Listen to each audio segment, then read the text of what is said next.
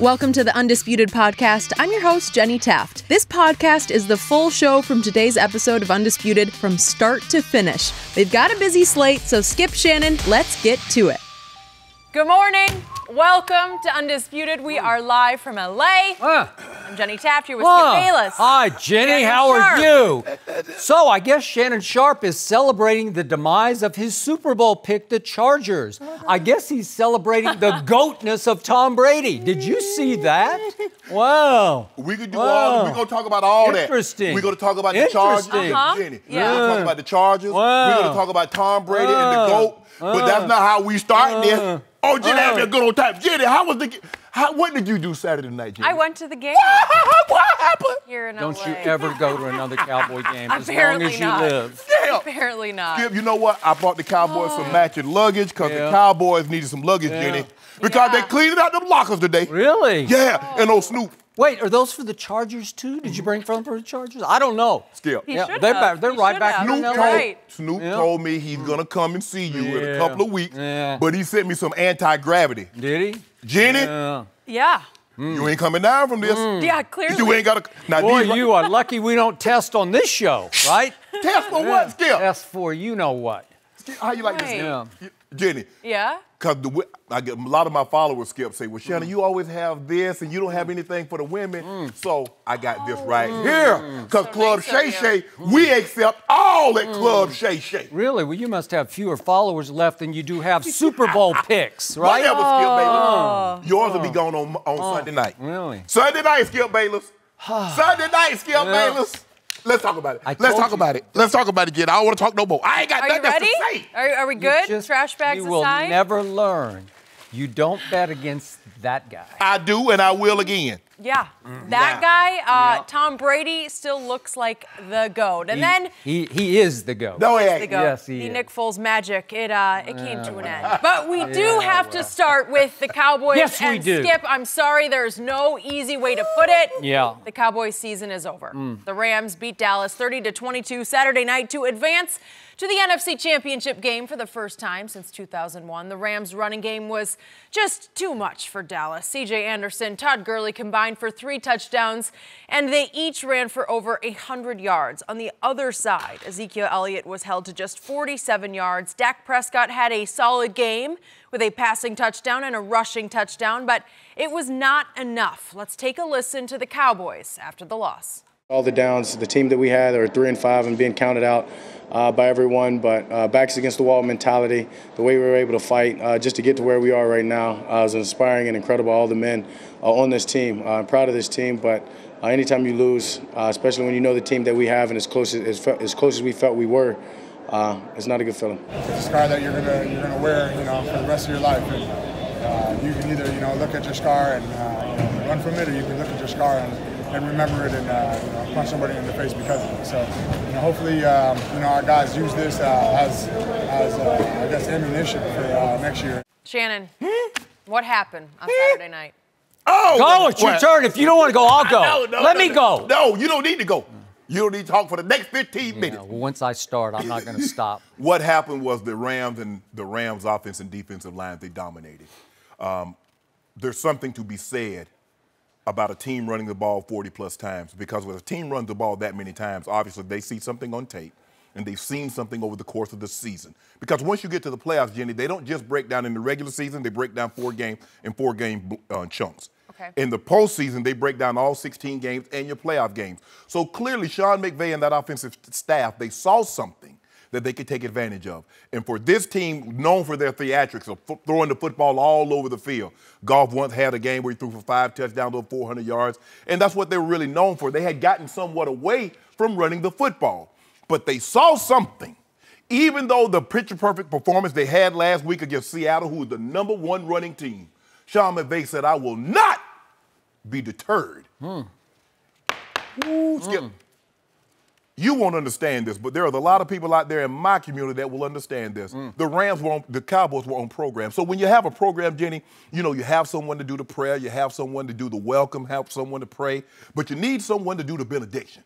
And the benediction is given at the end. It's letting everybody know church is over. It's time to go home. Them benediction boys, 30, and C.J. Anderson 35, Skip Bayless, that was a shame what they did to you guys. At the end of the first quarter and midway through the second quarter, they shut him down. Vander Esch did not want any more C.J. Anderson. What, Jalen Smith? What are you talking about? Whoa, let me finish. He didn't want any more? Did he wave out of the game? Stop it! They took him out of the game for no apparent reason. Go ahead. Go ahead. He didn't want any more. How do you know he didn't want it? He wants all of the above, please. He want that smoke? Yeah. So in other words, what happened before I was so rudely interrupted? Stop. Lord have mercy. Before I was rudely interrupted, Skip, and that was totally unnecessary. Yes. C.J. Anderson, he came in, he got it started. Yeah, long-time Ram, C.J. Anderson. Skip. Right? You want to go? Yeah. Do you want to go? Go ahead, Skip. Good draft choice by the Los Angeles Rams. Go ahead, you go. Anyway, go ahead. No, I want to hear. I want to hear from the Hall of Famer. All you've done is interrupt me so many times. So go ahead. No, I'm done. I'm done. Go ahead. Go ahead. I'll go after you. Go ahead. Seriously? Yeah, I'm serious. Okay, I'll go. So, first of all, I would like to congratulate the 2018 Dallas Cowboys on not just a good season, but a very good season. And I would like to congratulate them on one playoff win that should have been 2 playoff wins. But in the end, my quarterback, Dak Prescott, his extraordinary playmaking, his warrior spirit, his refuse to lose could not quite overcome Jason Garrett and his clear deficiencies as a head coach and the blunders he made twice in the fourth quarter, the second of which involved Leighton Vander Esch. And I'll get to that in just a moment. But the point here is, did I hear one analyst all week long last week predict that the Rams were going to run wild on the Cowboys? Because all I heard was that the Cowboys possibly could run wild on the Rams. Am I right about that? No, that's what you said, because they gave up 5.1 a carry, and that's what Zeke averaged. You said that. Okay, no, that's what the stats said, because 5.1 was the league worst yards per rush that they had given up. I didn't hear anybody. I did not hear the Hall of Famer Shannon Sharpe, the Hall of Famer Eric Dickerson. Nobody predicted that the Rams would run wild on my team, because you'd be a fool to predict that, because you had just seen what had happened in the previous Saturday night's playoff game. They held the #1 rush attack from Seattle to 73 total yards, 22 in the first half. And you saw what happened on that fateful Thursday night at the end of November at Jerry World when New Orleans was riding high, and they visited with one of the top rushing attacks. And what happened that night to Kamara and Ingram? What happened? Shut him down. 65 total yards happened. So don't tell me that my team doesn't have the talent to stop the run. My team just wasn't ready to stop the run. Why because not? You know and I know, stopping the run has a lot to do. It's like playing defense in the NBA or rebounding in the NBA. It's a lot to do with your heart, with your desire, with whatever your want to is on that night against that opponent, right? Yes. And for some reason, none of my coaches were able to light a big enough fire under my defense, because it just came out flat. And I've told you all year long, I trust my offense more than my defense, because my defense can lay eggs. What did my defense do 2 years ago in the playoff game against Aaron Rodgers early on? What happened? 21-3 happened because they weren't ready to play, right? But you told me the team, because Jason Garrett is not a motivator, they don't need him to motivate them. I thought they motivate maybe themselves. they wanted to get even with the Rams for what the Rams did to them in the second half last year when Todd Gurley ran wild. And I'm here to submit to you, if the Rams don't sign C.J. Anderson on December the 18th, they do not win that game on Saturday night. He was the difference, his power blasts up the middle. He looks like he's gained 15 or 20 pounds from what he had in Denver. And it's good weight. It's like fullback weight. I don't know if it's good weight, but if he's gained weight. He's gained weight. But he was just like a bowling ball knocking over unmotivated pins. Am I right? He might be a shorter Mike Tolbert. Do I? But he goes for 123 on 23 bursts up the middle, and it changed the whole game. I didn't see it coming, but I should have seen it coming, because he had some big games. Remember, he had 172 against Arizona. You had 100. I thought he had 167, right? Yeah, it might have been 167, but he's way up there, and he had 123 against the Rams. So he was doing this. No, against 49ers. I meant the 49ers, against the 49ers. Yeah. But my point is, I should have seen it coming. Somebody should have seen it. I don't know if the Cowboy coaches saw it coming, but he was just all over them all night long. And again, I don't think Todd Gurley could have gone for 273 by himself. No. He hasn't played in a month. Right. So on stamina alone, he just would have run out of gas. And let alone, I don't think his knee's 1,000% right. Okay. It's not. All right. So now, yet and still, all that, 273 yards rushing, Dak still could have kept them much closer. I'm going to go through the first half without two horrendous calls from the referees. And the first one happens, they're only down 13-7. It's 4:13 left in the first half. And they back up the Rams to 3rd and 14. Now, who is in on that drive? All of a sudden, they have put Sean Lee in place of Van Der Esch. What are you doing? Oh, you don't like Sean Lee anymore? Well, I used to love him, but he hasn't played football for a year and a half. And he's got a dicey hamstring at best. And all of a sudden, you get to the pivotal game of the year. You put yourself, like that kid, those two kids in the middle, Jalen Smith and Van Der Esch, got them here. You've got chemistry, you've got flow, you've got rhythm on defense. And all of a sudden, on a crucial series, you're down only 13-7. You yank Van Der Esch for what reason? Do you think he's too light in the behind to stop the run? But Skip, remember now, he's been under the weather this past week. He was on antibiotics, so maybe they thought his stamina. I'm not buying it. I'm just saying what this is. I'm sorry. I'm just not buying it. So we get to 3rd and 14, and Jared Goff gets pressured by DeMarcus Lawrence, and he fires it low to Everett. And Dak is going to get the ball back with 4 minutes left in the first half, down only 13-7. And what gets called? Hands to the face by Byron Jones. I got to tell you, press corners up in press coverage, I see this 4 or 5 times every game I watch where they get their hands in high. Right. And they flag that, it's ticky-tack. No. It's chicken you know what. Well, let me ask you a question. Did he put his hands to the face? I guess so, but it doesn't get called all the time. Do, Skip. You know, it's an anti-Jerry Jones call because every chance they get, they're going to stick it to Jerry Jones. And then this is my favorite. This is the last one. This is 52 seconds left in the half, and Dak has driven them all the way down to 3rd and 7 at the Ram 36. You've got a chance to score at least 3 because you're already in field goal range. Dak drops back on 3rd and 7, and he escapes the pocket to his right. What happens when he escapes to his right? Good things usually happen because he either runs for the first down or he flings it for a touchdown, right? Yeah. And what happened? The whistle blows, and I'm thinking, why? Because Lyle Collins, you know what happened. Lyle Collins, they just called a sack on a guy who plays for Dak's team. What are you doing? No. You can't do that. That's just such poor officiating. Lyle Collins throws Dak free of the pocket. That's legal the last time I checked. I don't know. And they blow in the grass. In the grass? In the grass. He's free. He's escaped to the right. Trust me, good things are going to happen.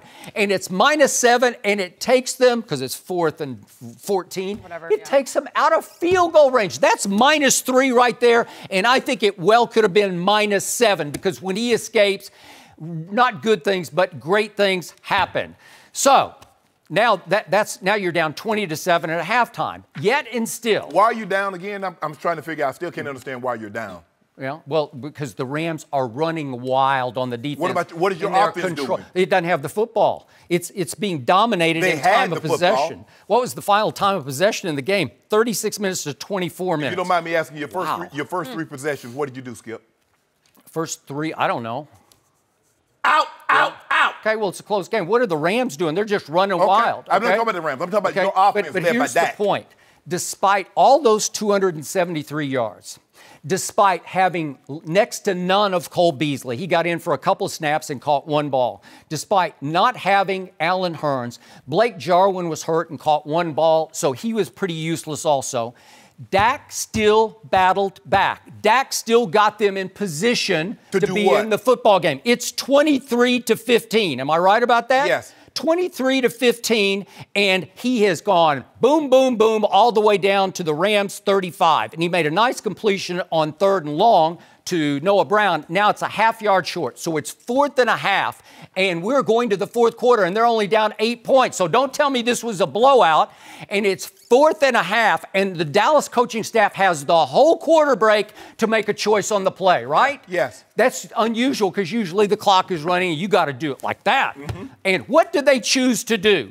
They choose to run Ezekiel Elliott, who has gone nowhere for much of the game. They choose to run Zeke straight up the gut behind the backup center and the rookie guard and the former Pro Bowl right guard who needs knee surgery. You're kidding me, against the two biggest anchors in all of pro football. Ndamukong Suh said, nope. Yeah, well, how about Aaron Donald? Both of them are just, are there two bigger pillars in the middle of anybody's defensive line than those two? And the play gets so blown up, the center Looney gets so knocked off the ball that basically the center tackles Zeke 2 yards deep because he hits him right in the face. It's just complete blown up play. It's so stupid. It's so pathetically predictable that if I had the power, I would have marched right down and fired Jason Garrett on the spot. Man, stop trying to fire everybody every time. You can't call that play. Do you realize what a playmaker number 4 is, my quarterback? Can you not run the read option? Can you not let him fake it? Can you not let him bootleg it? Can you not let him do something? Because what happened later in the game when he started running with the football, great things started happening, and he still got you back in the game. So he still kept firing. He still kept scoring. It's still an 8-point game. It's 30-22. And finally, the defense backs up the Rams to 3rd and 7 at their 28-yard line. And who goes back in the game? Sean Lee goes back in the game. This is the play of the night. This is 2 minutes left in the game. Dak Prescott is going to get the ball back, and he's another guy who's becoming Brady-like that I don't bet against when he gets the ball in his hands late in the game. I do. Well, you would have been sweating, man. You would have had to change shirts. You would have I sweated always so much. bet against him when Zeke can't rush for 100 yards. Well, he had him right in position, and I know they'd need 8 points, but you just saw him score 8 points and hit a 2-point conversion, and he'd thrown for 266 yards already and barely had the football. And what happens on this play? They decide, Sean McVay calls a rollout, a fake it to CJ, and Jared Goff's under center for this play, so it's not even a shotgun play, and he bootlegs him out, and what does Sean Lee do?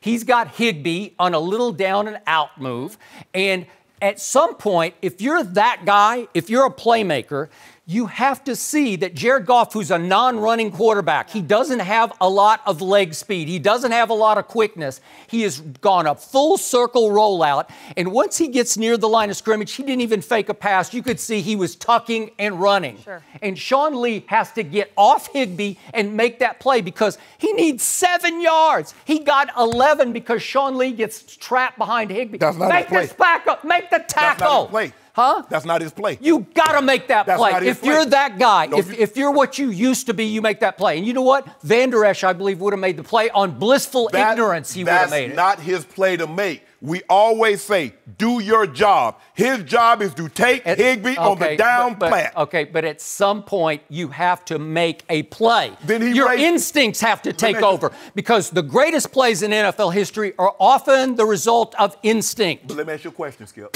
Okay, he comes off. He comes to get Jared Goff. Jared Goff raises up and hit Higbee. Okay, but at 7 yards, again, if it was 3rd and 1 or 3rd and 1, I get you. Where you're dicey, like right. do I go? But what it was clear at near the line of scrimmage, he tucked and ran with the ball. You've got 7 yards to come off Higbee and make a play with some quickness and some speed that Van Der Esch has displayed all year. Can he not run and hit? Yeah. Van Der Esch would have, again, it would be blissful ignorance. He would just see ball, tackle ball, because he is the wolf hunter.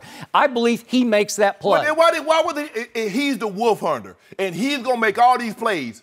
How did he get 273? Again, okay, how did Dak Prescott keep you in the game when you've given up 273 yards rushing and your only targets are Amari and Gallup? It's impossible. Skip, do you realize this game could have been over early had the defense not dug their heels in? They held them to 6 when it could have been 14-0. So which defense? The Cowboys defense. Okay. They go down the field. They get the ball inside the 5-yard line twice and come away with field goals. Where was Dak Prescott? Well, that was early. That's at the start. Where is Dak Prescott? I'm talking about the second half. You realize Dallas won the second half 15-10. And Dak Prescott had a hot hand. He was making plays all over the field. I'm sorry, what? 266 when you only had the ball for 24 minutes? That's extraordinary. And you know what they should have done? What? They should have taken the ball out of Zeke's hands much earlier. Just say that we can't do this. Zeke's going. I don't know if he had the wrong cleats on because the field was a little damp, a little slippery, a little slick. Now you want the ball out of Zeke's hands. I want it in the playmaker's hands. Oh, you love Zeke when he was doing this. I told you what was going to happen. Listen, if I'm a defensive coordinator and I'm playing the Dallas Cowboys, I'm taking Zeke Elliott away. Now, if Dak Prescott could they all tried to, and they did. Okay. Yeah. So this is your time. This wasn't taking him away. This was suffocation. This is 20 tries for 47 yards. What's that, 2.2? There was a play that happened early in the ball game, and I don't know if you noticed it. Zeke Elliott ran the ball in the first quarter. Dante Fowler hit him from the blind side. He stuck him. And Zeke gets up and he shakes his head. Zeke didn't run the football with the same conviction after that play. Now, you watch this hit, Skip Bayless. I saw it. That's how you send a message. Okay. That's how you send a legal message. Today is not going to be your day. To my point, take the ball out of 21's hands and put it in 4's hands. I'm good with it. 4 was not afraid. 4 was banging heads with all comers. 4 was dishing as much as he was getting. 4 was off target. No, he was not. Oh, yes, he missed 2 throws the whole night. How do you throw for how do you go 22 of 30 for 266 and you're off target? How do you have a QBR of 84 to Jared Goff's 57? 84 scale is 0 to 100. So he outplayed Jared Goff for the third time. No, the third time. You see what you do? You look at QBR and said the guy outplayed him. Oh, well, Jared Goff, 15 to 28. He barely had over 50% for 186. Great. Way to go. But you see, that's scintillating. Now, see, last week, you said Dak Prescott outplayed Russell Wilson. He did. How? QBR, 74 to 70. Easy. I can just show you. Legs plus arm. Legs plus arm. Dak was really good running with the ball. Tell me the run that was more. Tell me the run that Dak Prescott had in that game that was more important than Jared Goff 3rd and 10. Well, none. That's the game. Okay, so that's your QBR should be done with because that was the most important run because you say it factors in time of the game it did, and the importance of the. He was so bad throwing the ball. He was so off target throwing the ball. So nondescript throwing the ball. I can't even remember big throws that he made. Usually I remember some. Oh, so in other words, you're going to take the Amari Cooper, the great run after the catch, and you're going to take the Michael Gallup. So Dak, did you see Dak all behind? Did you see had Michael Gallup for a first down and he threw the ball behind him? I saw one, and it's like the whole world fixates on, did you see this? He missed a throw. They all miss a throw. Tom Brady missed 3 throws yesterday, he was extraordinary. That's what you do. You take an isolated incident and you say, man, you know it's going to be trouble when Dak escapes to his right. You take one time that he's made a play escaping to his right. I got dozens of times, or escaping to his left, as you saw on the bomb to Gallup. And I got dozens of times if he's been off target. All I want to know, how many times did he throw the ball over 20 yards? How scared would you have been if Sean Lee had tackled Jared Goff at 6 yards and they had punted? How scared would you be? Because you would be real scared because I got to tell you, my quarterback had a hot hand, especially the longer the game went, the hotter his hand got. Skip. I wouldn't bet against him. Your defense gave up 273 rushing and 0 sacks.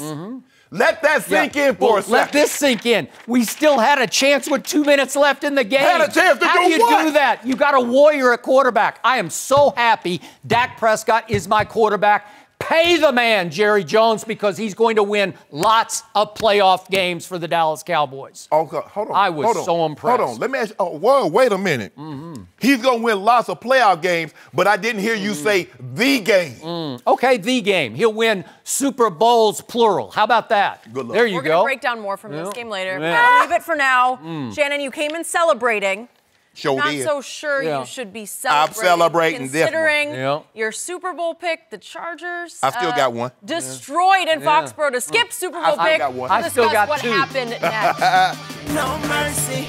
The Patriots are going back to a place they know very well. The AFC Championship game. New England dominated the Chargers yesterday. Tom Brady threw for over 300 yards with a touchdown and is now a perfect 8-0 all-time against Phillip Rivers. But it wasn't all about Brady. Sony Michel had 3 touchdowns over 100 yards in the 41-28 win. The Patriots are headed to Kansas City on Sunday for their 8th straight AFC Championship game.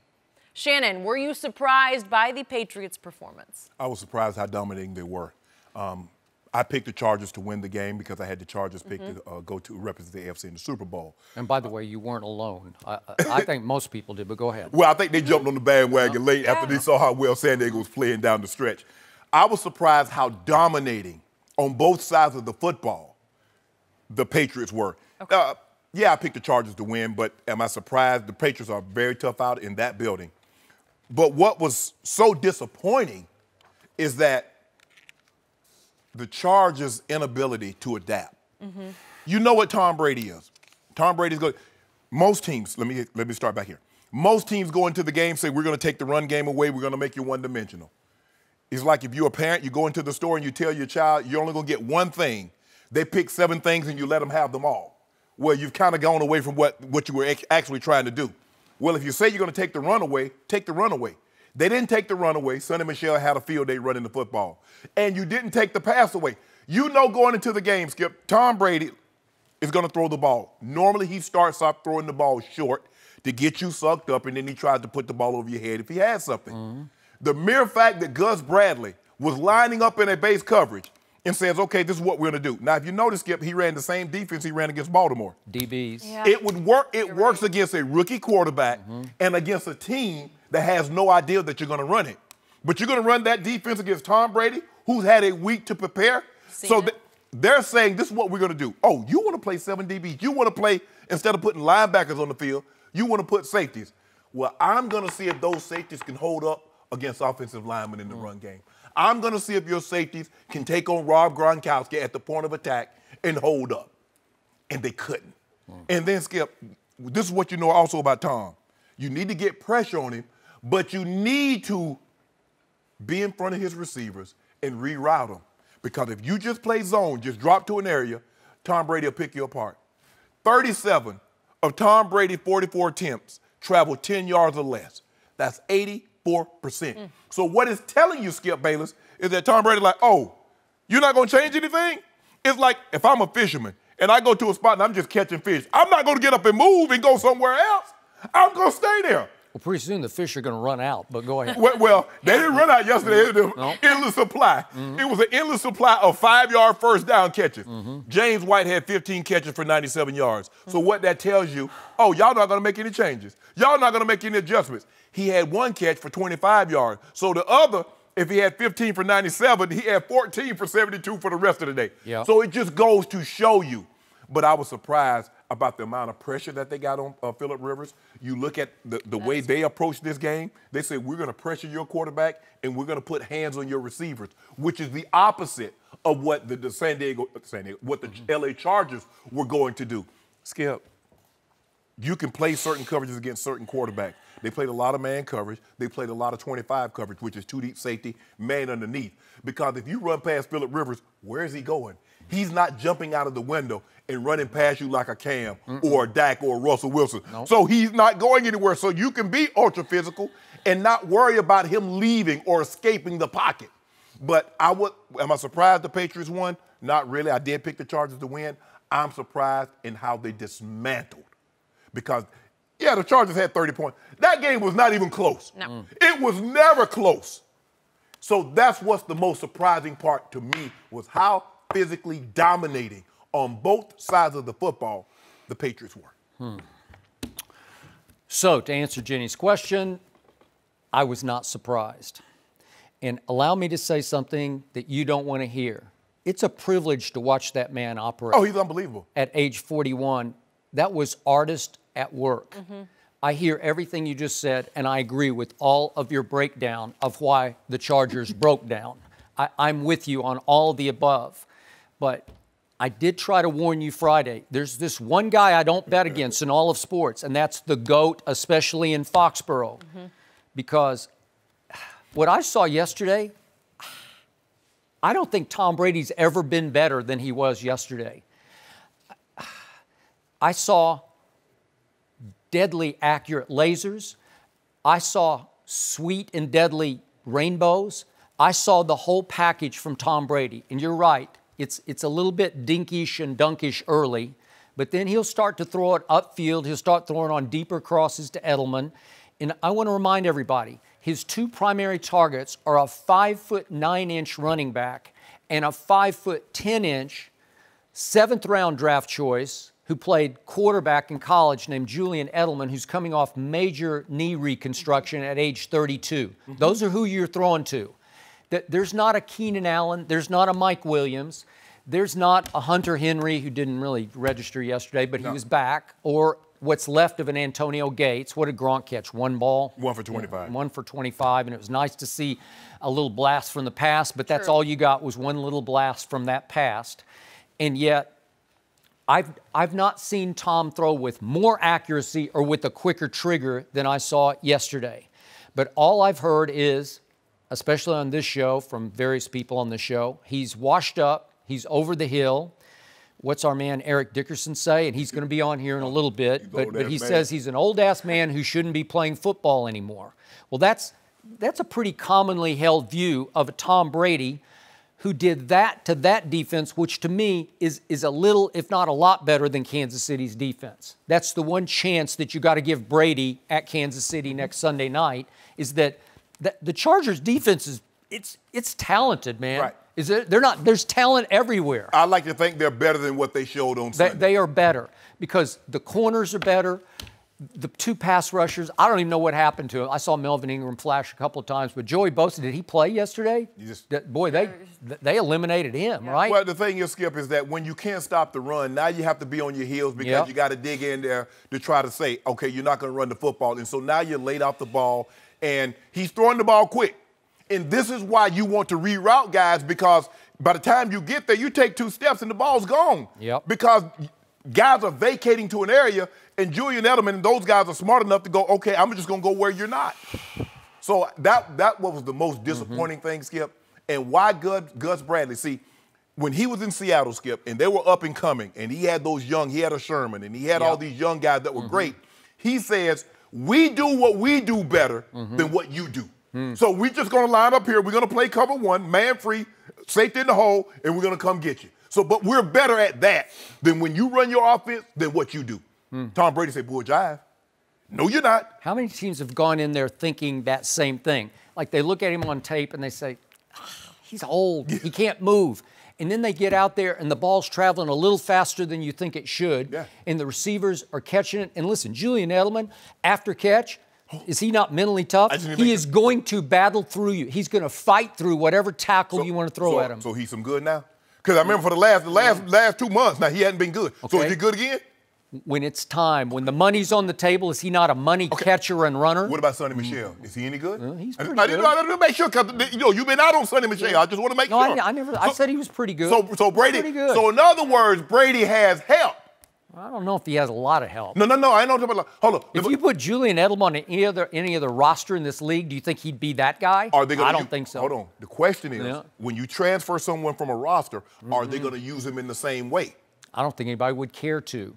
But he's got wavelength, he's got rapport, he's got connection with number 12. What about that's all that matters. You say Bill Belichick had lost his fastball. Was the defense any good yesterday? I didn't think it was very good, and I'm glad you brought that up because it still scares me to death. Phillip Rivers didn't have the ball too much because that was another 36-24 time of possession When he had the ball, what did Phillip do? In the first half, when Phillip had the ball, what did he do with it? Phillip Rivers threw for 331 yards and 3 touchdowns. Skip. You get to play 4 quarters. I'm just saying. Skip, that's what hollow. Okay, I don't know how hollow it is. Skip, the score was 35-7 at the half. Okay, but it started getting a little nervousy there at the end, and Belichick was criticized and pushed after the game. Why'd you leave Tom in? And he said, well, I was going to leave him in until the game was over. Well, I'm telling you, I know Phillip Rivers is a comeback artist, and we've seen what he did at Kansas City and Pittsburgh. We've seen it, right? And I think Belichick was still sweating over there thinking, is he going to get them back in this game? Well, I think the thing was, Skip, is that I'm looking at it like this. I had seen nothing up until that point. Phillip Rivers in this offense has showed me no glimpses of being able to get back in this game. And plus, they couldn't stop Tom Brady. They get him in third. They get him in 3rd and 8, and they run to an area, vacate an area, and there's Edelman sitting down, or there's James White. So it just goes to show you, if a guy catches 15 balls and he's catching 15 balls in the same way, Skip, they're just swinging him the ball out of the backfield. Okay. So what did Bill Belichick finally have the presence of mind to do with the opening coin toss? He won it. And then what did he do for once? He didn't take the ball. He handed it to the greatest quarterback ever. Because you know and I know he usually defers. Yes. And it usually drives me out of my mind. But you know what, Skip? He's normally different in the playoffs. He's different in the playoffs. Because you remember when they went to Denver, and Denver had that Vonda defense, they won the toss, and he took the ball. He likes to, Skip, in the playoffs, he likes to send, whatever you think your strength is, he likes to send a message. Because if he wants to send that message early, he goes down the field against that defense player. We've been talking about Bosa and Ingram and all those guys. He gets the ball. They go right down the field. This is the same Bill Belichick who once deferred in overtime to the Jets late in the 2016 season, and it cost him a football game. And then they lost at Miami and wound up in Denver, right? Yep. Okay, so what did he do this time? He handed the ball to number 12. And what did number 12 do? He faced 4 third downs in that drive, and he threw for first downs all 4 times, and it was 7-0. And then Stephon Gilmore, I have no idea. He got it with a sluggo. He got it with a double move. I know, but it's just so unlike him because usually that early in the game, it takes time to set that up, and it was already set. It's like he just kind of lost focus for a second, and he lets their best receiver run right past him for a give-up walk-in touchdown, right? So it's 7-7. But I like how he played it off, Skip. He looked back inside like he's supposed to have help. Nah, you got him one-on-one. It sure looked like it. Yeah, he got him one-on-one, Skip. Yet Tom Brady takes the football and goes boom, boom, boom, boom, boom, and it's 14-7, and then you know the rest of the story. So he was unstoppable yesterday. And I'm going to say this again. Tom Brady is on a new mission because this is the first time since that first Super Bowl. He's the underdog now. And what did he say to Tracy Wolfson on CBS right after the game? Yeah. What did he say? He said, I know people think we suck and can't win a game, right? Well, that was significant because he volunteered that. She didn't ask him that. She didn't ask him, what do you think of the naysayers? She just asked him about Kansas City. But hold on. I thought Tom Brady said it doesn't matter what anybody says outside of the building. It only matters what comes inside. That was different for him. I was told Tom Brady doesn't listen to television. He doesn't worry about anybody saying. So guess what? Tom Brady is just like all the other great athletes. They hear everything. What did I tell you on Friday? That Tom Brady has eyes and ears. He might not watch Undisputed, but he hears all about what Shannon Sharpe and Eric Dickerson, 2 Hall of Famers, say about him on Undisputed. He might not have heard it, but there are people around him that have heard it and go back and That is correct. So he says, out of nowhere, I know people think we suck, and we means you and Eric and others. Hold on. I just want to know, where was that synergy when they played Miami? Where was that synergy when they played the Titans? Wait see what they try to do? It's an injury I'm glad you brought up the Miami Miracle. Yeah. Thank you for bringing that up.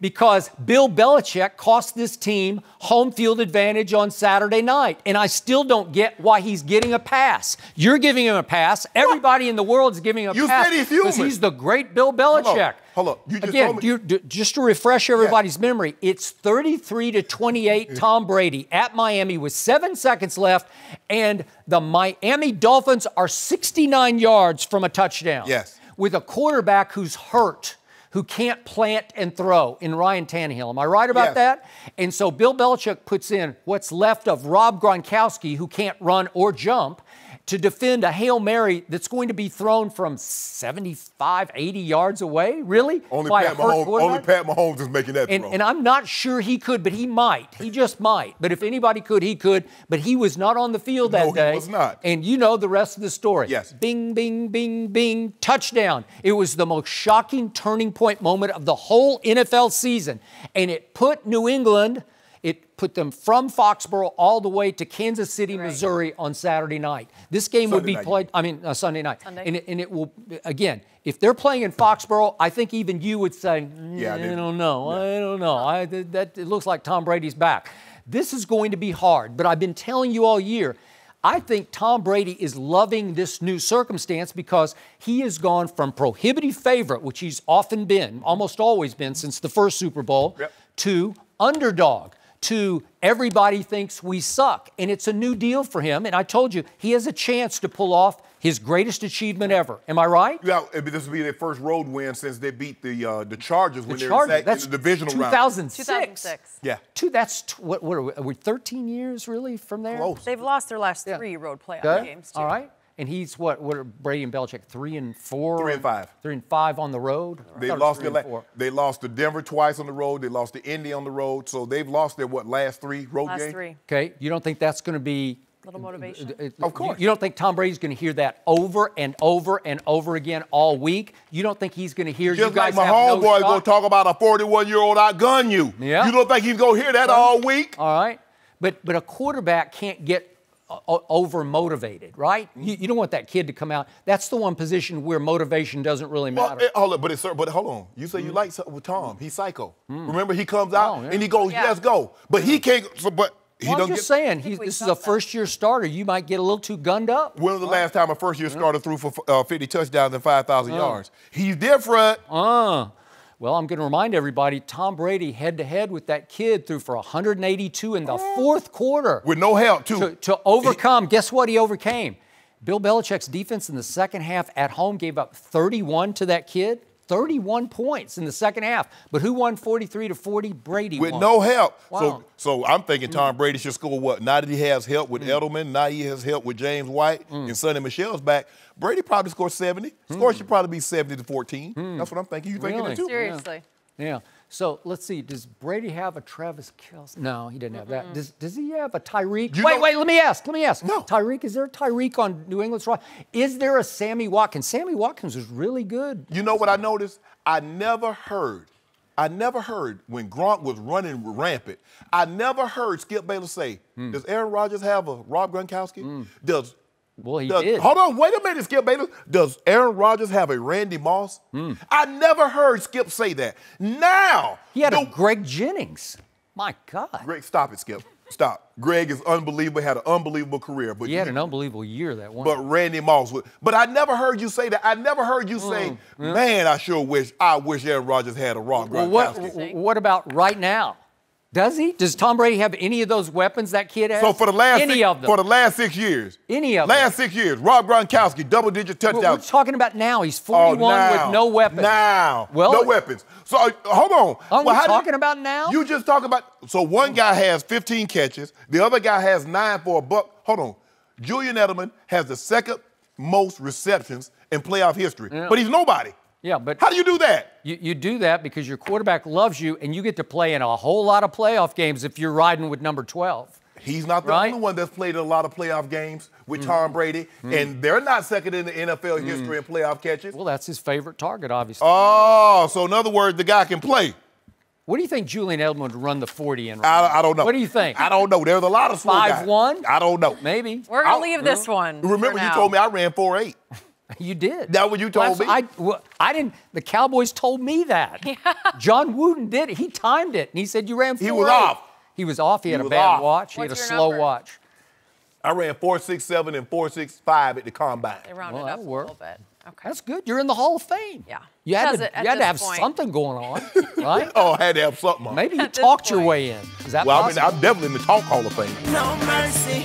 Talk about Dak Prescott and the Cowboys. Well, they lost to the Rams Saturday night, failed to advance to the NFC Championship game. On the positive side, Dak threw a touchdown pass and rushed for another, but the Cowboys were only 1 for 10 on third down. After the game, Dak said, quote, "We weren't able to execute and it hurt." So, Shannon, how would you grade Dak's performance from the weekend? I gave him a C- because I thought he was very average or slightly below average. He doesn't. C-? He doesn't push the ball down the field. Wow. Jenny, he had 32 attempts. Only 4 traveled 15 yards or more. Only 4 traveled 15 yards or more. Skip, you know what? I don't like to do video because, sometimes video. Yeah. But, hey, DJ, I want you to drop that track for me. Because, really, he should have had a pick 6. I mean, I don't know what the coverage tells you that the linebacker lined up, he's going to buzz the flat.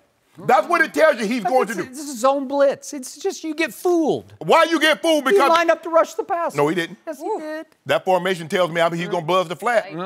And guess what? Dak hit him right between the numbers, and he dropped it. How many has he caught in his life? Whoa, Skip. Yep. Hold on, Skip. Have you caught? How many has he caught? Is he a pass catcher? Is he an interceptor? No. Hold on. Didn't he catch it? He did. Yeah, it hit him right in the hands. The ball traveled like 3 yards and it stuck right in his hands. And he walked in. And guess who threw that? My homeboy. Jenny. That's his only one. I could have swore. Jenny said, Shannon, I did. You need help, and I'm helping. No, I don't want you to help. I'm helping. Jenny, get him under Make control. your point. It's the Cowboys. It's hard to control him. Shannon. This is what we know. What do you got? When Zeke isn't running, all you got to do is beat the Cowboys. I thought this was about Saturday night. Are we giving him a letter grade for the whole year? No. Cowboys are 0-5 when Zeke is held under 75 yards this season. 0-7 in his career.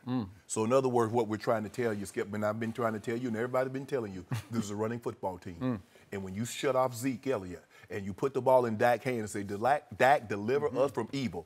He did. Either he's unwilling or incapable of doing that, because here he had another golden opportunity to show me. He had an opportunity to shut Shannon Sharpe up and to say, you are a liar. But he didn't do it. They shut off Zeke, and what did he do?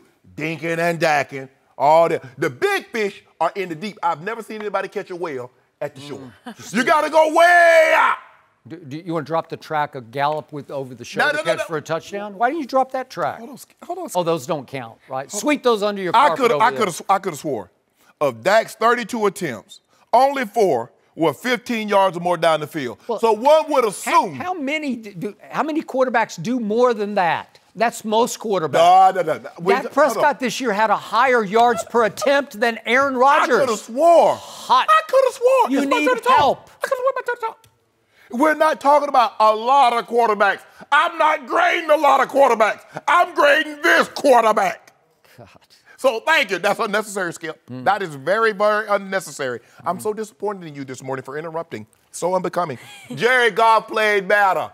You know why? Jared Goff played better? It's not easy.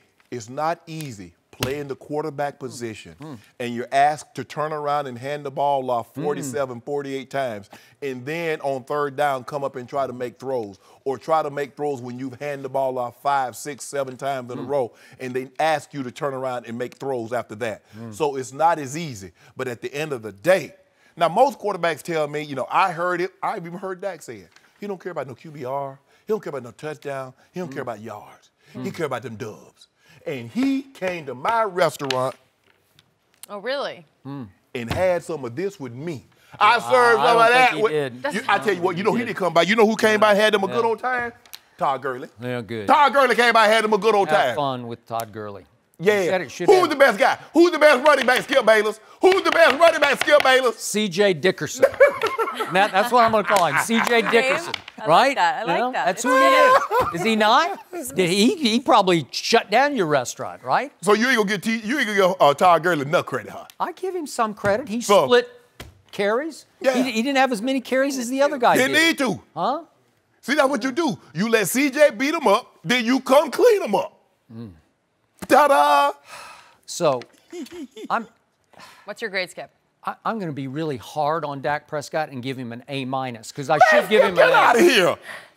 An A- for what? He was extraordinary with his resilience and his refuse to lose and his warrior spirit and his fight to the finish. I've never seen anything quite like it. They should have gotten run off that grass that night at the Coliseum. I can't believe And he kept them in this game. They're going to the fourth quarter down 8, and they got the ball all the way at the 35 because he's gone boom, boom, boom. And he went boom on third down to Noah Brown. It was a beautiful throw to the sideline, but Noah Brown, young receiver, couldn't quite fight for the first down, so it's 4.5 yards. Is it Dak Prescott's fault that they took the ball out of his hands and put it back in Zeke's hands? Is it his fault that they called the dumbest play in the history of 4th and short? But you didn't say that. Hold on, Skip. Is it his fault? But no, it's not his fault. Because if you convert that, I promise you he's going to go score another touchdown. But Skip. And by the way, can we just look at the big picture here? Dak Prescott goes 20 of 32 for 266, and he doesn't have the ball very much because they just get crushed in time of possession. It's 38-22. That's just extraordinary. So let's look at how much he did with how little he had to do it. And in the 266, he throws for 1 touchdown. He runs for another touchdown. He throws a 2-point conversion.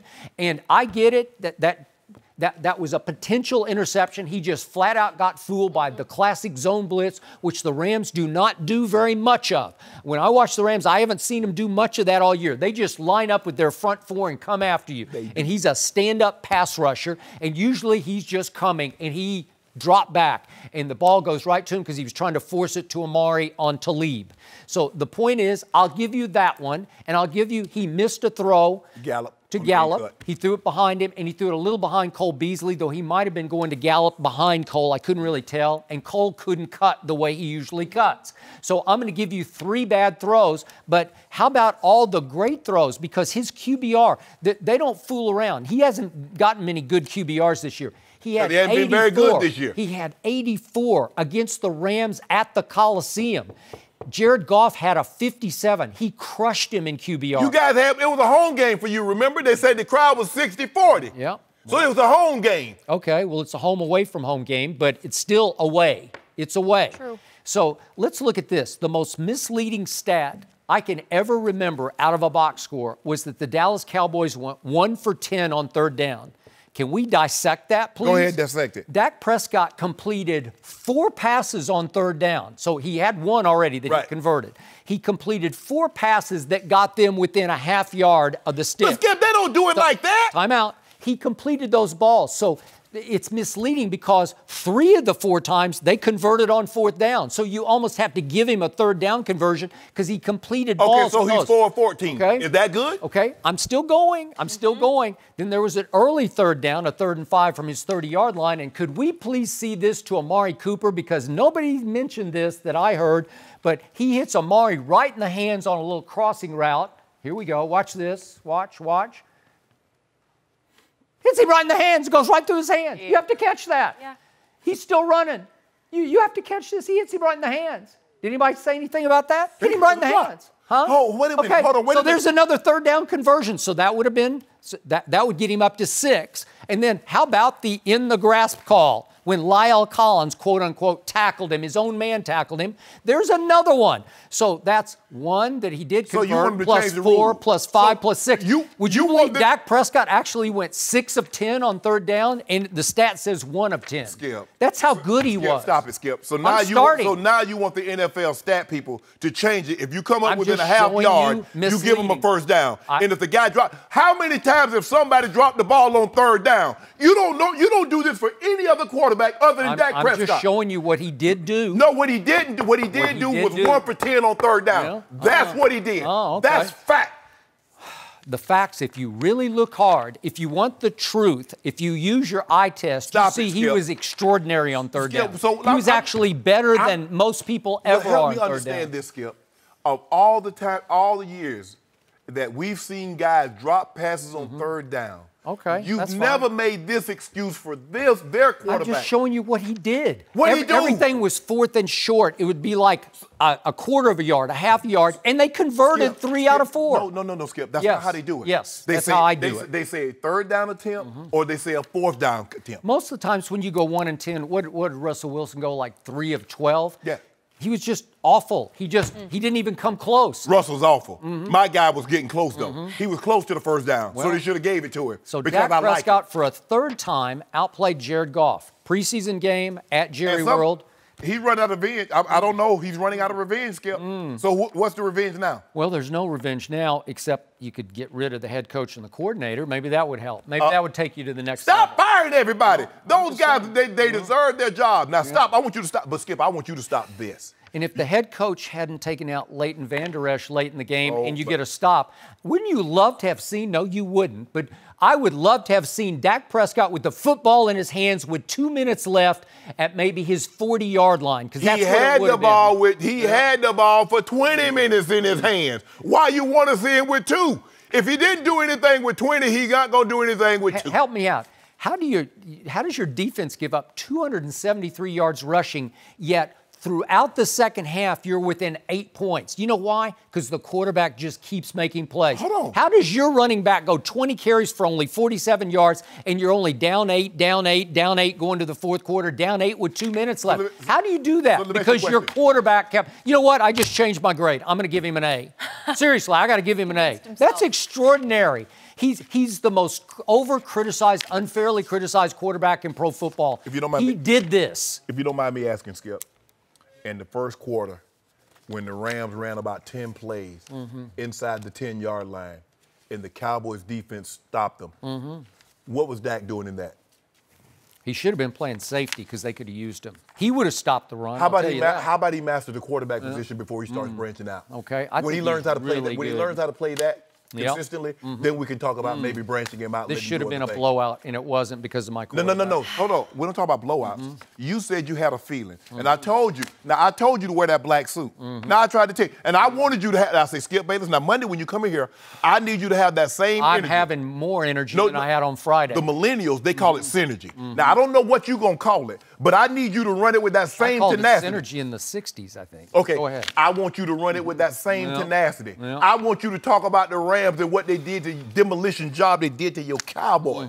I want you to talk about that. I want you to talk about how you predicted that the Rams would run for 273, because I didn't hear a peep out of you about that. I predicted the Rams would win. And anything that comes along with that, I'll gladly accept it. Skip, I don't know if you're going to like this, but I just wanted you to know Jason Garrett did say this morning Linehan will be back. No, will be back. That was this morning. He will be back. No, sorry. That's unnecessary, Skip. That is so unnecessary. It's hard to hear. He wants possible changes. Why you want? I want some changes too. At this point, it'd be frustrating. I feel you. Let's move You know on. what's gonna happen? Not helping the case. And walk into him. Gonna be healthy next year. Oh, speaking of. Yeah, you need help with that. Yeah.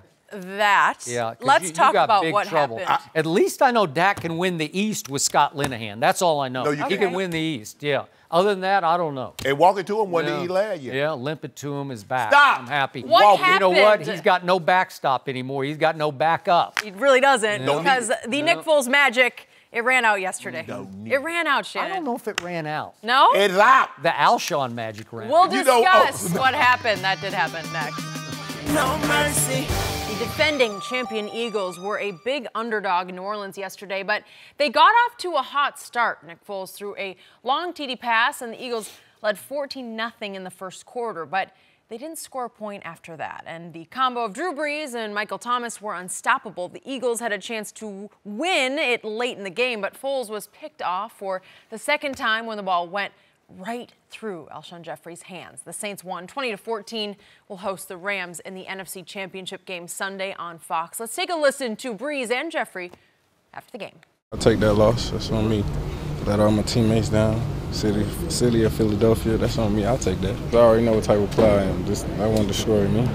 It is what it is. It happened to the best. I mean, guys miss game-winning shots, drop touchdowns all the time. It happens to the best. It's just, you live and you learn. They got off to a fast start. They're a great team. Nick Foles has done a phenomenal job for them, and we knew it was going to be different than last time. Shannon, what was the difference yesterday? The Eagles had an opportunity to deliver the coup de grace, Skip. They're up 14-0. They get the ball back.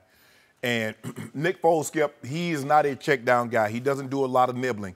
He goes for the home run. And he went for the home run with Zach Ertz. He underthrew the ball a little bit, and Marshawn Lattimore intercepted it. He had Smallwood in the flat that would have given him a first down. And then I think the real turning point of the ball game, and this is what we know about Sean Payton, he's always looking to steal a possession. Eagles got it diagnosed, Skip. They're thinking about this. They're in what we call a defense state, punt safe. He leaves his defense on the field, take a corner out, take a linebacker out, Skip, and got the return in there just in case they punt it. So they're expecting this, but you got to give the Saints credit because they were able to get enough push to let the up back get enough of the first down. They go down the field, they score a touchdown. If you look at it, Nick Foles in the first quarter, Skip, he's 8 of 9, 113 yards, a touchdown run and a touchdown rush. That's 14 points. The final 3 quarters, he's 10 of 22, 88 yards, 2 INTs. He couldn't finish them. Now, Saints, this is why you get home field, Skip. You know you fall down 14-0 on the road. More times than not, it's good night, Irene. I know you don't know who Irene is, but it's good night. But they were at home. Crowd kept them in the game. They get that first down. But I can assure you, you don't want to tempt fate too many times. You definitely don't want to tempt that fate with the Rams coming in. But what happened is that you remember last year, Skip, when Nick Foles went on the Eagles and they went on this run, what could they also do? Run the football. They had LeGarrette Blount. They had Jay Ajayi. and they could pound the ball so they get a lead, they can pound the ball with those two guys. They have no resemblance of a run game. 16 rushes, 49 yards. That's not nearly good enough. And it allowed, because you kept throwing the ball, and you allowed Drew Brees to get his rhythm. Before I turn it over to you, Skip, I want to know one thing. Eagles, how many times Michael Thomas caught 12 passes for $171 and the touchdowns? How many times are you going to let him run the end cut? Skip, how many times are they going to let him run that route? They're going to let him run, push up to 12, break in and catch the ball at 14. How many times are they going to let him do it? He's been doing it all year long. Gee, I'm like, I'm my night job, Skip. You know, sometimes I moonlight. I'm over there with D. I'm like, time. I look at time. Night job. I'm like, end cut again, end cut. All they running, Skip. You're playing Tampa too. You vacate use a tight end or a second receiver to vacate the linebacker, and then he push you up and come in. Dude, can you please stop? Maybe that's why Drew Brees should win MVP. He's got one target, and he just keeps throwing to the same guy. No, Skip. Huh? No, Skip. If you don't take it away, I'm going to keep going to it. Well, you don't think everybody's tried to take that away the whole year? No, double him. I'm sure he's been doubled nearly. Well, I'm going to make it. Well, we're going to find out. Because I know I'm taking that away. I'm not going to Skip. No, Coach Belichick says I'm not going to let your best player beat me. Now, if you got a bunch of best players, that makes it really, really hard. I mean, you got Tyreek Hill, you got Travis Kelce, you got Watkins. You have a lot of weapons. Skip. It's hard. But really, when you think about it in the pass game, now Kamara's a little tough too. Now he's tough to deal with coming out of the backfield. But that's what happened, Skip. They got out to a big lead and they were not able to build on it. 14 in the first quarter, and then the final 3 they get zilch. This time, Jenny, I was really a good boy, and I just kept biting my tongue over here. I did not interrupt one time. I wanted to I was worried badly, a little bit. and my tongue is now bleeding because I've bitten so hard through my tongue. Get it all out. No, that happened Saturday night. I like that taste. That happened Saturday night. No. My first point is, I believe that several members of the Eagles' hierarchy were somewhat relieved when that football went right through Alshon's hands into Lattimore's hands. Sure.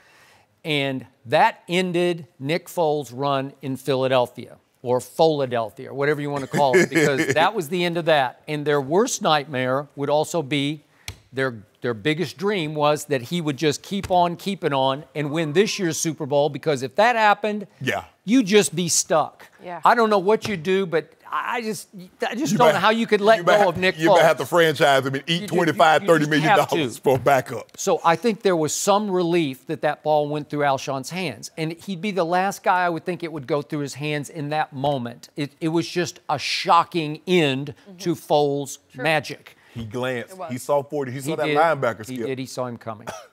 But remember, that was 2nd and 10 all the way to New Orleans' 27-yard line.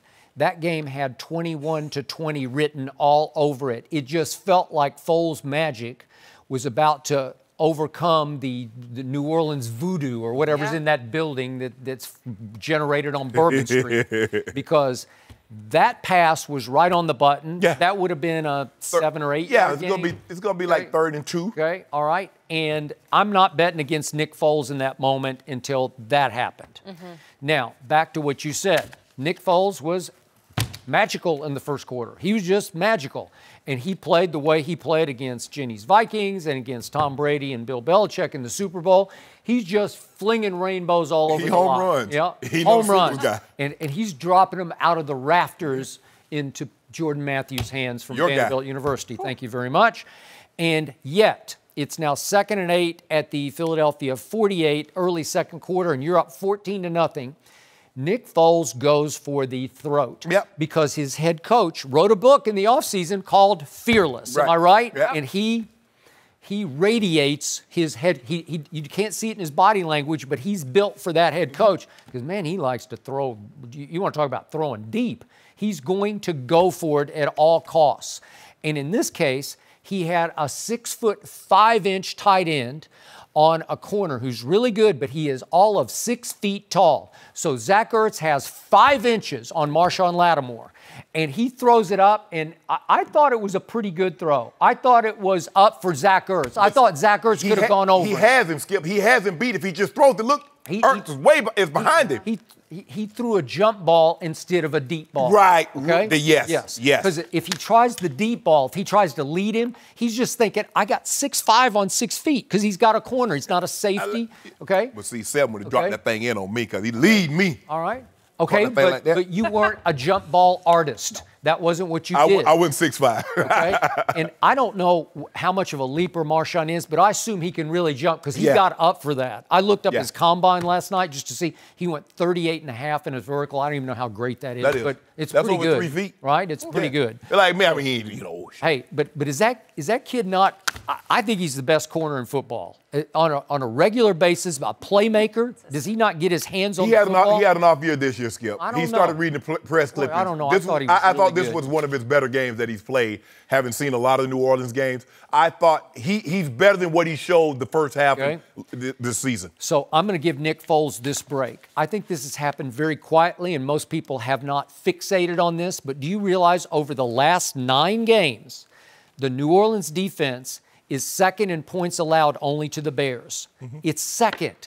It's been extraordinary. It leads the NFL over the last 9 games in takeaways with 18. So they are taking the ball away like crazy. So even though Drew Brees and the offense struggled down the stretch, the defense, well, at Dallas, it was 13-10, right? So it was... That defense only gave up 9 points to at Carolina. So they just kept on keeping on, but the offense was barely overcoming the greatness of the defense, right? So I think this defense is really loaded. It's talented. It's running hot. It runs and hits. And I don't think the Rams will go for 273 rush yards. I could be wrong, but... I don't think so either, Skip. But I don't think anybody thought we'd see a 2014 ball game. We thought both teams would get into the upper 20s. I think you and I both picked New Orleans to win the game. But I didn't see no 2014 type ball game. So actually, I'm not surprised that Nick Foles through the middle of the game struggled. But because you can't even audible there. It is so loud. You know how crazy that building is. So you take away a lot what an offense can do. But when he finally zeroed in the fourth quarter, they started to move the ball. And it took Alshon, that blunder, that shocking, unexpected, uncharacteristic blunder. Not that he hasn't dropped passes. He just doesn't drop that pass. He's a big-time clutch receiver. So that was, and to his credit, he just sat there for what looked like 45 minutes after the game. He owned it, and he owned it, and he owned it. And he said, it's on me, it's on me, it's on me. And he said, I'll be thinking about this the whole offseason. He will be thinking about it the rest of his life. Because that's a rough one. The Eagles need to get him a running back, Skip.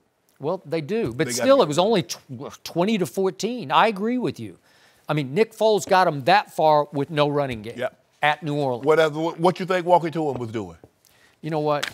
They are going to take a big step back. No, they're not. Stop saying that. They just will, because I don't think the team believes in him the way they believe in this guy. You know what, Skip? They're going to take a step back and be 11-5 and win the division next year. You think so? You want them to do? Are you going to give me more? What you want them to do? Give me more? Right now, the Eagles over the Eagles. I'll take the Eagles. Who you taking? Carson Wentz lost twice to Dak Prescott. I don't care if he lost 4 times. I love it. I'll take 3 cases right now. Okay. I'll take 3. Hold on. I'll take 3. Now, hold on now. Okay. You got the Cowboys for 3 cases. I got the Eagles. If neither wins the division, nobody wins, right? Okay, that's fair. Okay. I win. You guys give me. Do you realize you already lost the same bet this year? I'm going to win it. And my team only is going to get better. You realize I have the youngest team in pro football? The Dallas Cowboys are the youngest team. You don't think they're going to get better? Whew. We're already betting about They were young last year. You were doing so well, and then you just gave me more due. I'm going to get it back. You know, for one day on Saturday, you actually had me down 2 cases. But I knew I had Tom Brady in my back pocket. So? 2 cases on Tom Brady. We're even, no blood. I get it back. Guess what? I'm going to get it back this week. Okay. I got a pending bet on LeBron that's back pocket also. Whole different discussion. No. I got that free throw bet. All right, well, since the Rams are headed to the NFC Championship game, of course, our Ram ambassador had to show up. He wasn't going to miss today's show. Eric Dickerson is here. We'll get his take next. He wasn't even scheduled to work today. No mercy. Well, the Ram ambassador, Eric Dickerson, had to show up today, and he brought Mini ED again. Most definitely. So he definitely had to be here after the Rams had that win over the Time out. Cowboys. I want to know what all this stuff is. Well look, first of all, I just got to say, we're going to New Orleans. I can't pass. Hey, the Saints go march. You got them on, See, too. and I brought you. Look, yours are different from everyone else's. You got Cowboy colors. I do not accept. I refuse because I'm on to you. I have figured you out. Come on, Skip. These are voodoo beads, and they are not going back to my house because I had a revelation last night. I saw it. I realized what happened. I accepted the gift that you gave me of the Jinx jersey, the Cowboy throwback number 4 Dak jersey, and so I had to post something on Instagram this morning in which I got rid of it. Could we see it right now? Because I will never be fooled again by Eric Dickerson. Please, can we see it? See, that's my good jersey. That's my jersey. Okay. Store-bought. Kiss it. Yeah, that's my second one, my blue jersey. I love that jersey. I kiss that one and keep it. And here it is. Here's the Jinx jersey that hung in my closet on Saturday night with the stars on the shoulders. It is gone. That's the throwback. I know the throwback. He gave it to me. You told me you loved it. I let it hang in my closet on Saturday night, and I lost because of it. You should have put it on. Thank you. You normally Maybe that was it. Maybe that was I'm it. serious. That is in the trash. Okay. You got me, and you got me with little Chucky Dickerson. That's who it is. It's Chucky.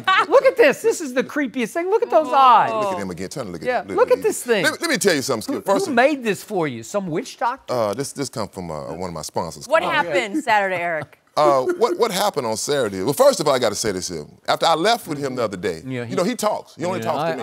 I almost got into a fight in the car with him because how you let Skip touch me like that? Why you let him touch me? He say he ain't gonna beat us. I'm like, come on, dog, settle down a little bit. So I mean, really, we had to fight. So look, let me tell you what happened in that football game. I told you, don't let 21 beat us. Don't let it put the game in Dak's. I like Dak. I do like Dak. I don't like Dak against the Rams. I like against everybody else against the Rams. Dak had a nice game, too. He did. He had a really good game. But when you can't stop the run, you're going to win the football game. That's what it comes down to. I have a question for the 2 Hall of Famers. Did either of you on Friday predict that the L.A. Rams would run wild on the Dallas Cowboys? I didn't hear a word about that from either of you two. I didn't think they'd run for but I thought they could get 100 yards between the two of them. 100? I didn't think no two. That's did not say run the football. That's the key to the game. Yeah. Run the foot. Look, you don't foresee 273. I didn't foresee 248 when I put it on him. But 270. But the number's there. What is with the Rams and y'all defense and rushing the ball, Skip? We played the Cowboys. That was Tom Landry's defense. That was a long time ago. That's still your team. But help me out. Where did C.J. Dickerson come from? Where did he come from? Seriously. That was the best pickup in the history of football. The best pickup. You know what C.J. Anderson gives? He gives us that guy inside that no one wants to tackle late in the game. You saw they didn't want to hit him? No. They were all like, come on, man, y'all get him up there. Get him back there. He's Jerome Bettis. He looks fat to me, but he runs hard. He runs low and hard. He'll one cut downhill run. That's it. He's not you. I mean, he's not like that. He is bowling ball. My day is over with. I said this and I keep saying it.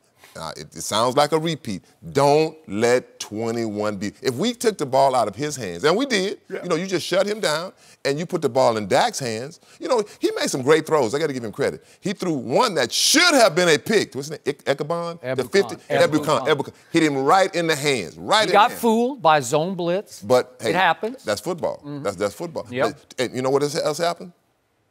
273. That's all I got to say. 273. Let me remind everybody.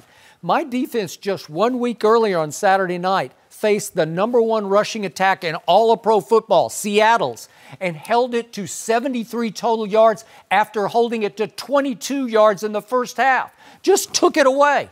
My defense against Drew Brees with Kamara and Ingram at Jerry World. Remember this? Late November on a Thursday night. just shut down what at that point was one of the top rushing attacks, right? Yeah. Yep. Held it to 65 total rush yards in a 13-10 win. So don't tell me my defense doesn't have the talent or the ability. It wasn't about that. It's about desire. It's about want to. It's about motivation.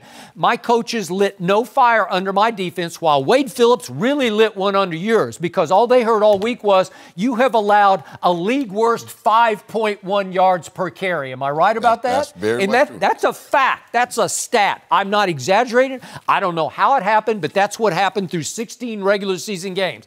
And all of a sudden, those two studs in the middle said, you know what? We're done with this. We're tired of this. They came out and they just wanted the line of scrimmage worse than my offensive line did, and my defensive line did not want the line of scrimmage. It got owned by your offensive line, which must be way better than I thought it was. You know what happened? You know when you guys lost this game? You went to Indy. Coach used to always tell us, son, don't put bad things on tape. Well, that was 100. That was 178 rush yards. Okay. They did not care. They didn't show up, and I don't think they showed up for this game. And what that showed the rest, because normally if you watch a team and you're like, hold on, that was the #1 rushing team. They shut them down. Logic says we need to throw the ball because we can't run. But Sean McVay said, bull jive. Okay, he did. And I got to give him credit for that, because when you're the boy genius, you're the boy wonder, your temptation is like in the big shootout game with Kansas City. Yep. Just keep throwing it, throwing it. And for once, he said, you know what? I can't do it. I can't. My ego can't supersede what's the reality of this game. And the reality is I got two running backs who are really good, because C.J. Anderson was running hot against Arizona and San Francisco in your last two games. Yes, but think about where he came from, Skip. He got cut by the Broncos. The Carolina picked him up. Then they deactivated him. Then they released him. They cut him. The Raiders signed him, and then you let him take him to practice, get him to practice. He was there for 5 days. And John Gruden won another playoff game, right? Executive of the year. But in certain offenses, certain guys fit, and he fits in this offense. Because, he doesn't have to be the guy. The main guy there is Todd Gurley. But right now, it's C.J. Anderson, because he looks that good. And another thing is that he got was the most waiting for you. He said he was waiting for you, Skip. Who's waiting for him? He was waiting for you. Where? Right there. My little man here was That guy's waiting. creepy. I got to tell you. CJ, that's a voodoo doll. CJ coming from the Broncos, he's one cut, he's downhill. He's nothing fancy. He's not going to be doing all this juking, but come. And remember the debacle at Denver, Game 2 last year? Remember when the Cowboys went to Denver? Oh, he put 100 on you? It was 118, I think. So again, your coach could look at that tape and say, well, he was killing them then. It's a little different defense with two different linebackers in there. And he had a big, in that Super Bowl run, Skip, he played really, really well. People forget that, how well he played. So why would Denver cut him? I don't get that. They just given him a big deal. Well, money. They like Lindsey. They want Freeman. And Skip, you look at it, he's never going to win the workout Olympics. He's never going to say, TJ, take your shirt off. And you say, boy, that joke I have done. If that's what if you want a guy that's toe up, he's not for you. But if you want a guy that hey, CJ, now it's going to be one of those games. You're going to get 20 carries. It's going to probably be a hard 75, 80 yards. Okay. That's your guy. And you're going to wet it, and you're going to wet it. So, again. You're right, Skip. I want to say one thing. You're right when you said that sometimes the coaches, the geniuses, they want to overthink it. They really do. Like when we lost to the Eagles, and we lost to, who else we lose to? Saints. To the Saints. We lost to the Saints. I said, we need to run the football. The Bears. Yeah. You don't go down to Chicago and throw the football 44 times. You run the football. You do. I kept saying all week this week, and I think Sean must have heard me. Run the football. Run it. C.J. Anderson, that is our secret weapon. Y'all saw it. I know this week, I know the Saints, they're going to, oh, no, we're not going to let that happen to us. They will say that, and I think they won't let that happen. I think you're going to have to throw the football to win at New Orleans. Ooh, we can do that. So, back to what happened on Saturday night. Okay. Despite 273 rush yards, despite my quarterback not having much of Cole Beasley or much of Blake Jarwin. So he's down to 2 receivers. He's got Amari and he's got Gallup. And that's about it. And he hung in and hung on and made play after little play after big play after little play and kept them afloat. And they did win the second half 15-10. So you got to give them, it looked like it had disaster. It looked like it had blowout written all over it, right? But what happened in the second half? He gets it to 8, and then he got it to 8 again because he just kept fighting. He will fight you to the finish. But there are 2 key turning point moments that I'm hanging on Jason Garrett. And he's probably going to be back because he announced today that Scott Linehan is going to be back. Yep. I don't like either one of them. I was disappointed in the whole coaching staff, but explain this one to me. So it's an 8-point game at the end of the third quarter.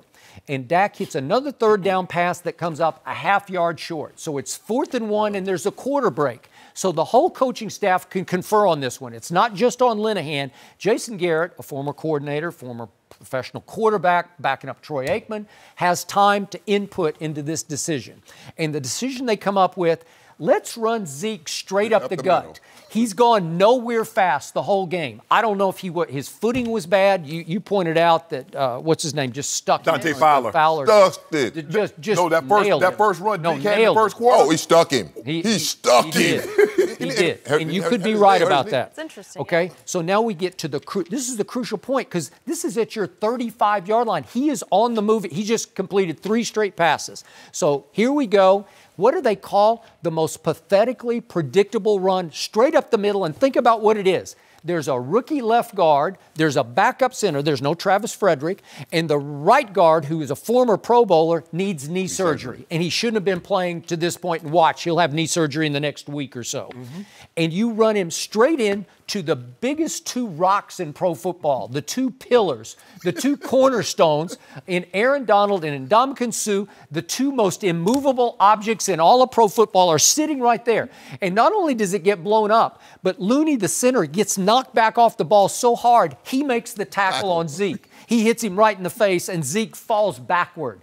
Okay? Why don't you let Ford do something? Why don't you fake it and let him run the read option or bootleg or a little rollout pass? What did Sean McVay call on the crucial play? Now I get to the next play. It's 3rd and 7 at your 28-yard line late in the game, and Dak is going to get the ball back again. This is the game. And I'm not betting against Dak Prescott if he gets the ball back there because it's down 8. We just seen him convert a 2-point conversion. And these 2 guys are a little queasy. They're just a little like, uh-oh, we don't want Ford to get it again. I wouldn't. Yeah, a little queasy. And what does Sean McVay call? A rollout off, he's under center, play action to C.J. Dickerson, right up the middle, and he rolls the other way. He rolls to his right. Is Jared Goff a running quarterback? Not really. Not really. You know who really F this play up? Well, your boy Jeff Heath. He goes inside. I don't know where he's going. He just wanders inside like he's if he plays his responsibility, he stays outside. He tackles okay, but I got to tell you, you have taken out the kid who gave the spirit and life to that defense all year. Leighton Vander Esch. Is he sick? I don't know. I don't care. He was sick of tackling CJ. Okay. You know what? Maybe they decided because he's a little tall and skinny right now. Maybe he was too light in the you-know-what. Maybe they just decided we got to get the old pro in there, Sean Lee. Sean Lee hasn't played football in a year and a half. And all of a sudden, in the pivotal, crucial game of the year, at the key moment, you put Sean Lee in for Vander Esch, and Sean Lee takes Higbee on it's just a little down and out. And if you're that guy that you used to be, because he used to be really good, you come off Higbee and you make that play. That ain't his job, though, okay? Skip. You say do your job. Okay, this is not a do-your-job play. This is a football instinct. This is a star play where if you're that guy, you come off Higbee because you know he's got to run 7 yards, not 2 yards or 3 yards. You got to run 7 yards. He gets 11 yards. And if you see it, Higbee just sort of shields him off. Yeah. Sean Lee has to watch, look back, and say, aha, he is tucked and he is running. What did they talk? Why are you looking in the backfield? Looking in the backfield. Look at your man. Yeah. This is the play of the game. This is the one where if you're a Hall of Famer, you just make the play. Again, yeah, I didn't do no ad lib. When they called me, I ran the route. You run the play call. But you guys are offensive players. But if you're a defensive player, you know and I know the studs, the immortals, they're the ones who, on instinct alone, well, my assignment is this, but I got to do that. Because if Sean Lee comes up and tackles him at 6 yards, we're having a different conversation. We going forward. We going forward. You're not going forward at your 34-yard line. He did it before early in the game. Please. Now what did he do? You wouldn't go for it. On that fourth and inches, 4th and 1, to me, was that a bad call? Yes. I would have ran I said, man, they're going to probably run a read option. That's what I said. I said, because they go up the middle. But you know, all year, now you got to think about this. If you watch the Rams all year, people have been running up the middle. 5.1. They have been running up the middle, so that's a good call too. And if they make it, if they run, you say, great call. That was a great call, great call. Look at that tough run by Zeke. But they didn't make it. I ain't having none of this. But like you said, like, but at least run him off tackle, give him an angle. You know what? In those kind of football games, the worst thing for a running back to do is get to running at this way. Yep. Because your power is straight down. Just like C.J. Anderson, straight downhill. That's where all the power is. I understood the play, but what I was afraid of was the read option. I'm like, man, I hope they don't run Dak. Because I know they're gonna bite on Zeke, and Dak gonna tip around the outside. But just like Jason Garrett did, he did right up the middle. Always trust Jason Garrett to do the wrong thing at the wrong got him time. again for another 3-4 years. I'm stuck with you. Even have time to get to everything in this. Eric, thank you for these. Thank you. Since the Rams are off to New Orleans, little Week 9 rematch for you guys. You're going to be back later in the show, hopefully. But thank you for always bringing some. Thank you. Skip, some voodoo. Come on, Skip. Voodoo bees. I don't want them. Patrick Mahomes and the Chiefs, are they on their way to the Super Bowl? We'll discuss their chances. No mercy. And back to the NFL we go. The Chiefs had no problem beating the Colts in the snow Saturday, and they made history in the process. Casey became the first team in playoff history with a rushing touchdown by a running back, wide receiver, and quarterback in the same game. On the defensive side, the Chiefs sacked Andrew Luck 3 times, and they will now host the AFC Championship game for the first time ever on Sunday against the Patriots. Shannon, how impressive were the Chiefs? I thought it was one of their most impressive games, Skip, given that Mahomes didn't play particularly well. Normally, he has to be extraordinary in order for them to win. And since Kareem Hunt, who was the 3rd leading rusher at the time of his suspension and ultimate dismissal, they haven't been able to run the ball with any consistency. But they ran the ball for 180 yards, 5.5 yards a carry. I was also surprised. I believe the Indianapolis Colts, and I think you'll agree with me on this, Skip, they have the best offensive line in football. And I thought so. And for them, and what happened, they fell behind, so they weren't able to run it. They ran it for 5 yards a carry, but they didn't have enough rush attempts. But the amount of pressure that they were able to generate on Andrew Luck, sacked him 3 times, almost picked him, got a strip sack. So I thought overall, Kansas City played well, given that their defense isn't very good, especially against the pass. They don't do teams don't run the ball because why am I going to run it when I can just throw it whenever I want to? I thought the key moment of the game, Kansas City was in complete control of this ball game. And then all of a sudden you hear the double thud, punt block, doo-doo. And now, what are you going to do now? You got a quarterback his first year starting. You've seen this kind of play out before. And what do? Methodically. 10 plays, 75 yards, order is restored. 24/7. Boom, ball game. Now, Andrew Luck didn't play particularly well at all, but I'm being nice. He didn't play well at all. They're 0 for 9 on 3rd down. You win a game, you go 0 for 9 on 3rd down, Skip. Your defense has played phenomenal because you got a couple of scooping scores and pick sixes. So, but given Kansas City and what they've been dealing with, because we know what their offense represent. They got Kelsey, they got Tyreek Hill, and but considering that, I thought Mahomes boy, MVP, gonna win the MVP. I thought I'd throw that in there. Didn't play particularly well and missed some throws. I thought Kansas City was very impressive. He missed some throws? He missed some throws. He missed, he missed Tyreek. He missed Tyreek on a far cross, and he overthrew Kelsey on the 7 route, which is a corner. Interesting. My take is very different from your take because I made the mistake that I will never make again the rest of my life. I made the mistake of betting on Andrew Luck to win a big game. And I bet it with my heart instead of my head. Okay. I bet it with my heart because I wanted Tom Brady to have the AFC Championship game at home. That makes sense. So I wanted Andrew Luck and company because he seemed to have a lot of company as they came into that game. I wanted them to go in there and upset the Chiefs and then have to go to Foxborough where Tom Brady obviously would get back to yet another Super Bowl, his 9th Super Bowl. Now it's going to be different and it's going to be hard. But what did I see? You were being very nice to Andrew Luck. I thought he was mostly pathetic in this game. He wasn't very good. He had a QBR of 19.7, scale of 0 to 100, which is just pathetic. Yikes. And I asked the question, is his shoulder still bothering him? Because all I saw was a lot of push passes. and very slow on the draw, very deliberate, like I'm going to push the ball over here to this guy, and it seemed like every other pass got tipped or batted at the line of scrimmage. Well, Skip, it was like 20 degrees out there. Okay, well, maybe it was too cold for the Houston boy. You know how dome teams do when they go outside. Yeah, he grew up in Houston. He torched the Texans in Houston in the dome. Yeah. They play in a dome. Okay, but it looked to me like once you take away his run game, which was taken away, no Marlon Mack to speak of, to your point, and once your hot defense looks cold in Kansas City against that kid and all those weapons, then all of a sudden Andrew Luck got exposed in this game. And again, somebody I know, somebody very near to me right now, had the audacities to suggest that Andrew Luck belonged on the Pro Bowl team ahead of Tom Brady. He did, Skip. That's just laughable. Skip, you can't base it on playoffs. It's just this guy. Well, if that's the case, C.J. Anderson should be in the Pro Bowl. If we're going to blame for our Pro Bowl performances. He should be, actually. Stop. You know what, Skip, but you ought to be ashamed of yourself. Well, you ought to be ashamed for even suggesting that Andrew Luck. It's just, come on. Skip, 39 touchdowns and 15 picks. It's just completely misleading. It was a mirage, and it just blew up in the cold. They started 1-5, and for them to go 1-5 and make it to the playoffs and win a playoff game. I don't think it was his doing. He contributed, but I think it was Marlon Mack being the hottest back in football. You do know Marlon Mack missed 4 games. You know, but at the last 5 or 6 games, go look at what he did. But while he was missing in the middle of the season, Andrew Luck had 8 straight games of 3 touchdowns. What happened Saturday?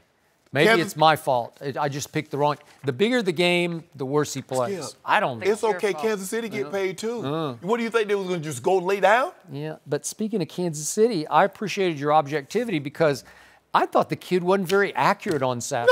No, he was throwing it all over the lot, and he will rock and fire. And sometimes they're wild high, wild low. But you know what I love about his receivers?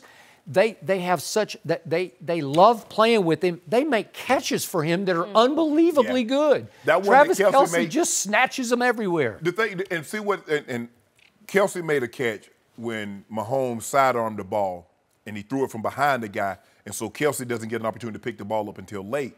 And that's the hardest catch because as a receiver, I'm trying to pick the ball up out of the quarterback's hand, Skip, as quick as I possibly can. And you know sometimes how a guy flashed in front of you and you drop the ball.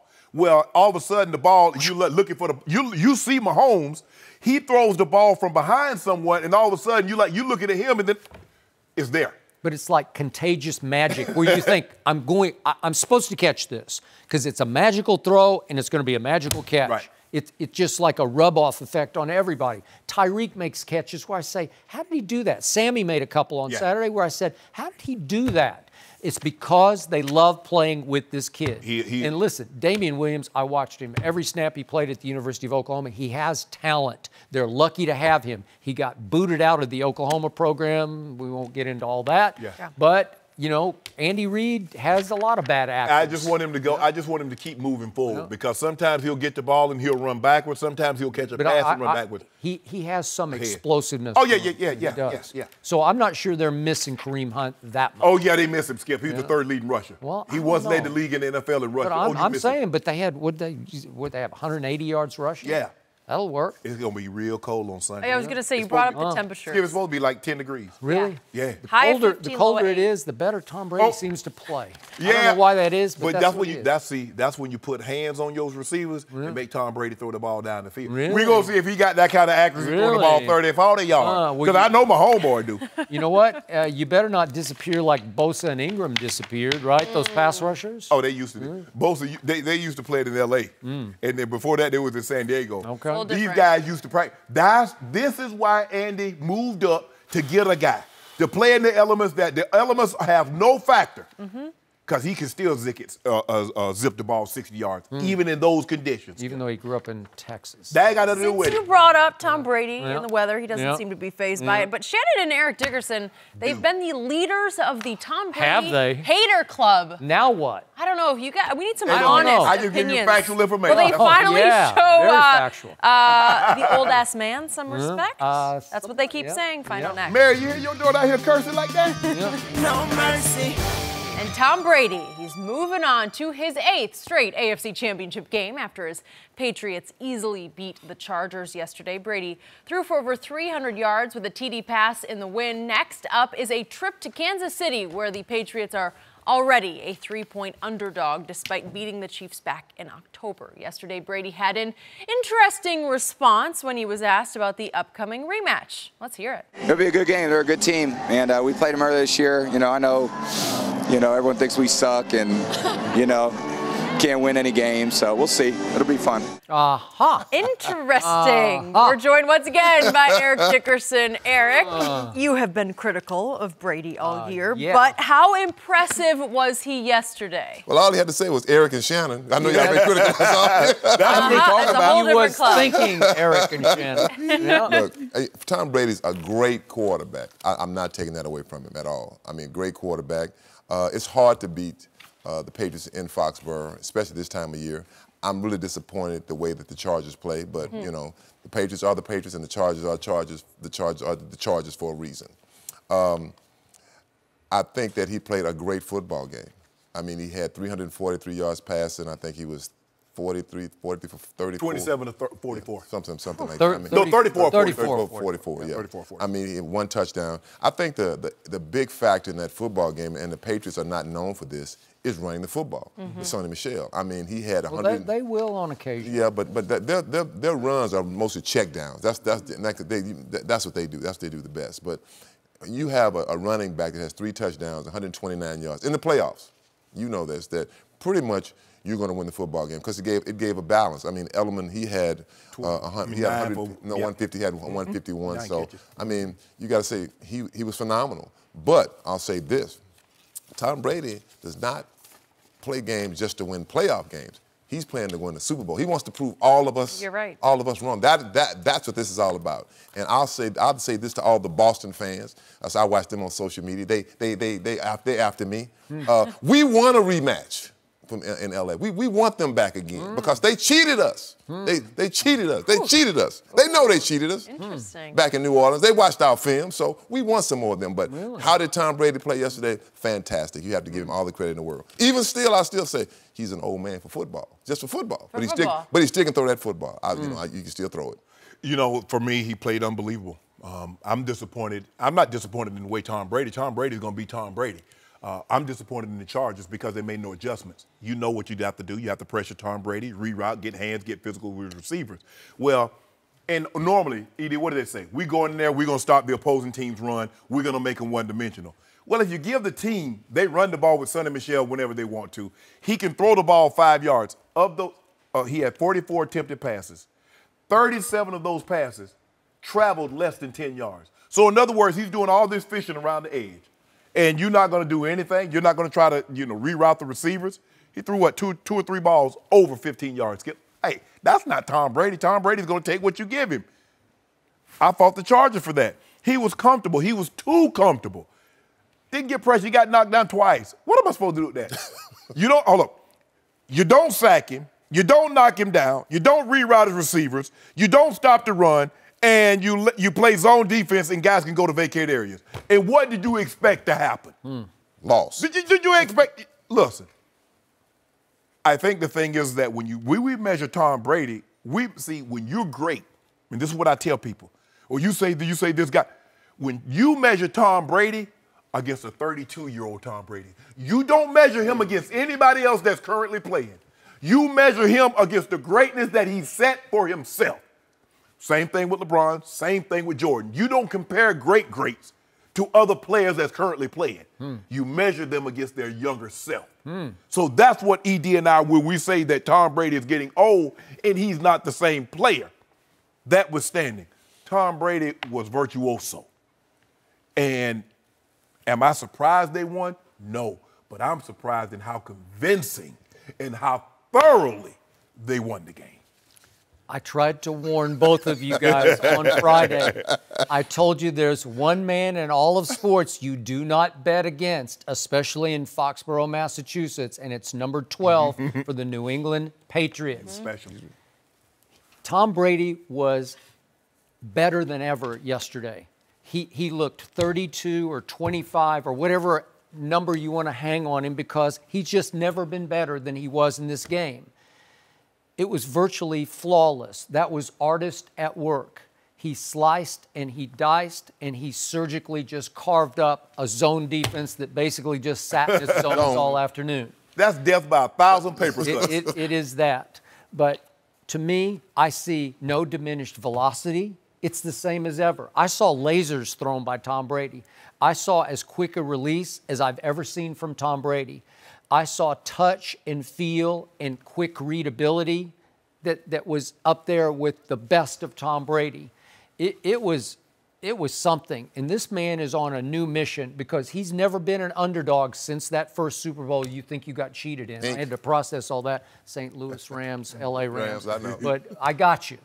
But that's the last time he's been an underdog. And that was a long time ago. He's been a prohibitive favorite much of his career, if not all of it. And all of a sudden, everybody is discounting and doubting Tom.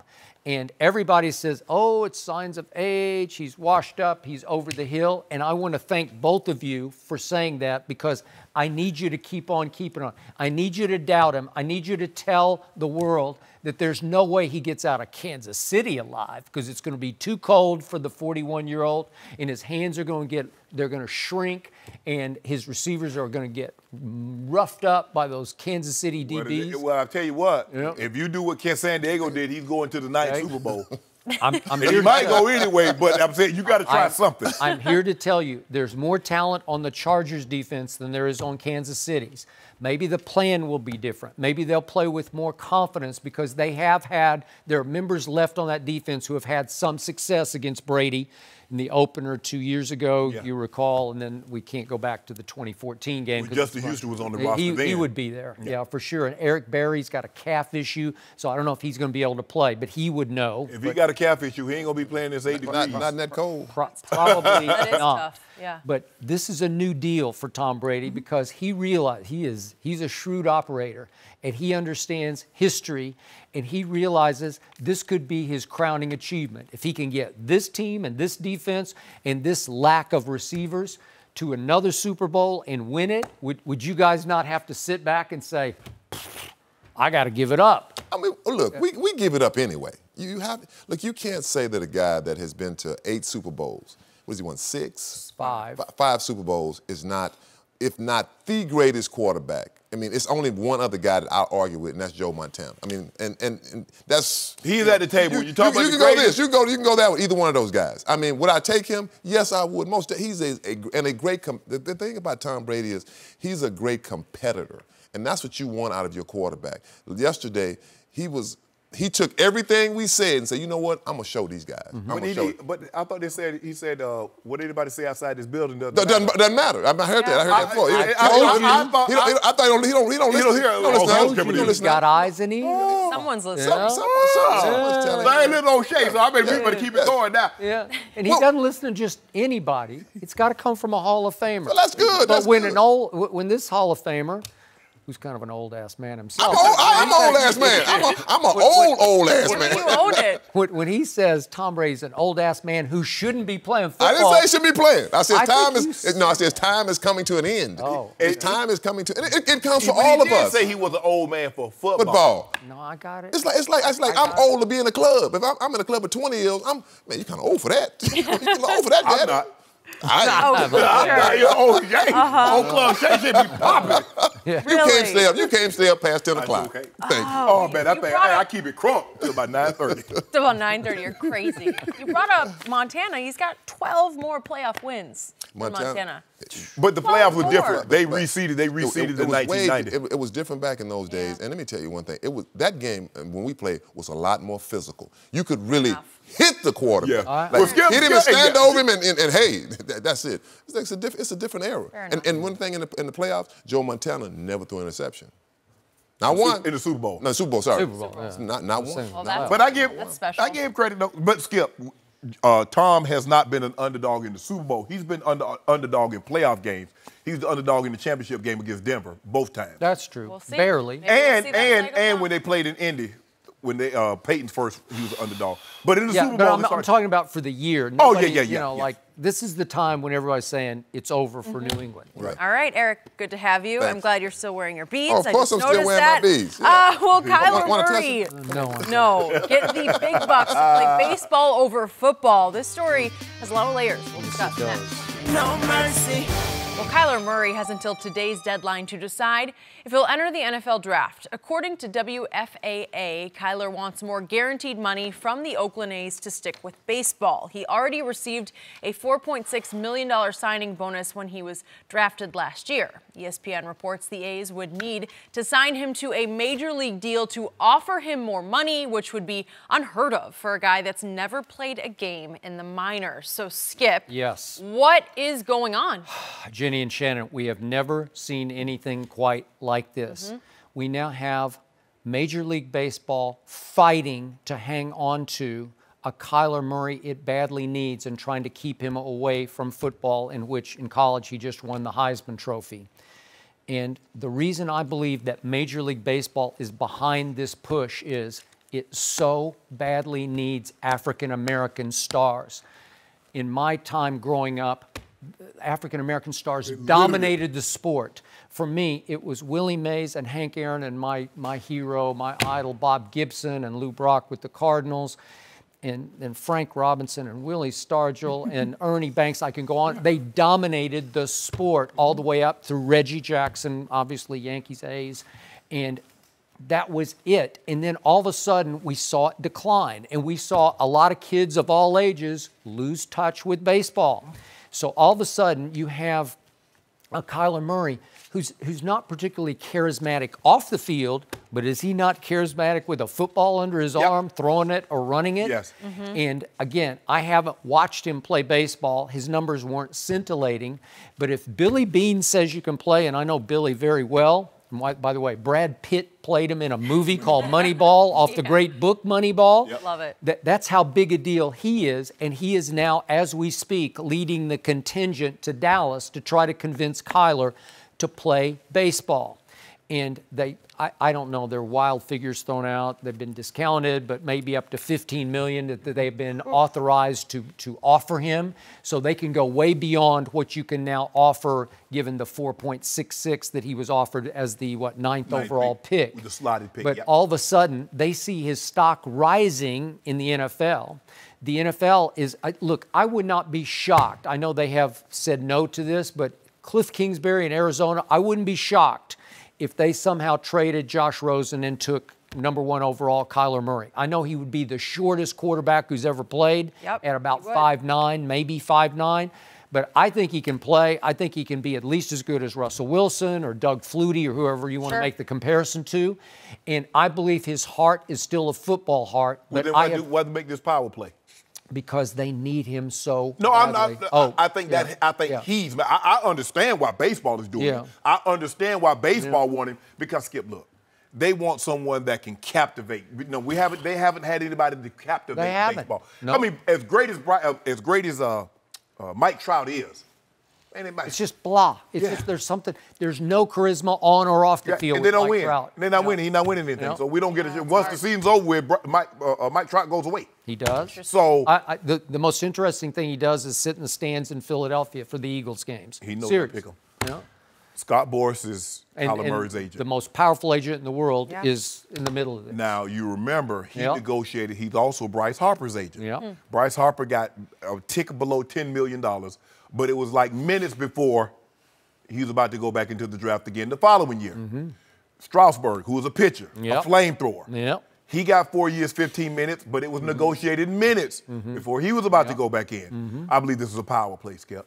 How much? Because we got leverage now. Before he played football, he was the 9th pick in the MLB draft. You really had no leverage. Okay, you're the 9th pick. This is what you get. You win the Heisman Trophy, and I'm about to submit my name, because just because he submit doesn't mean he can't go play baseball. But if he doesn't submit, he can't go play football.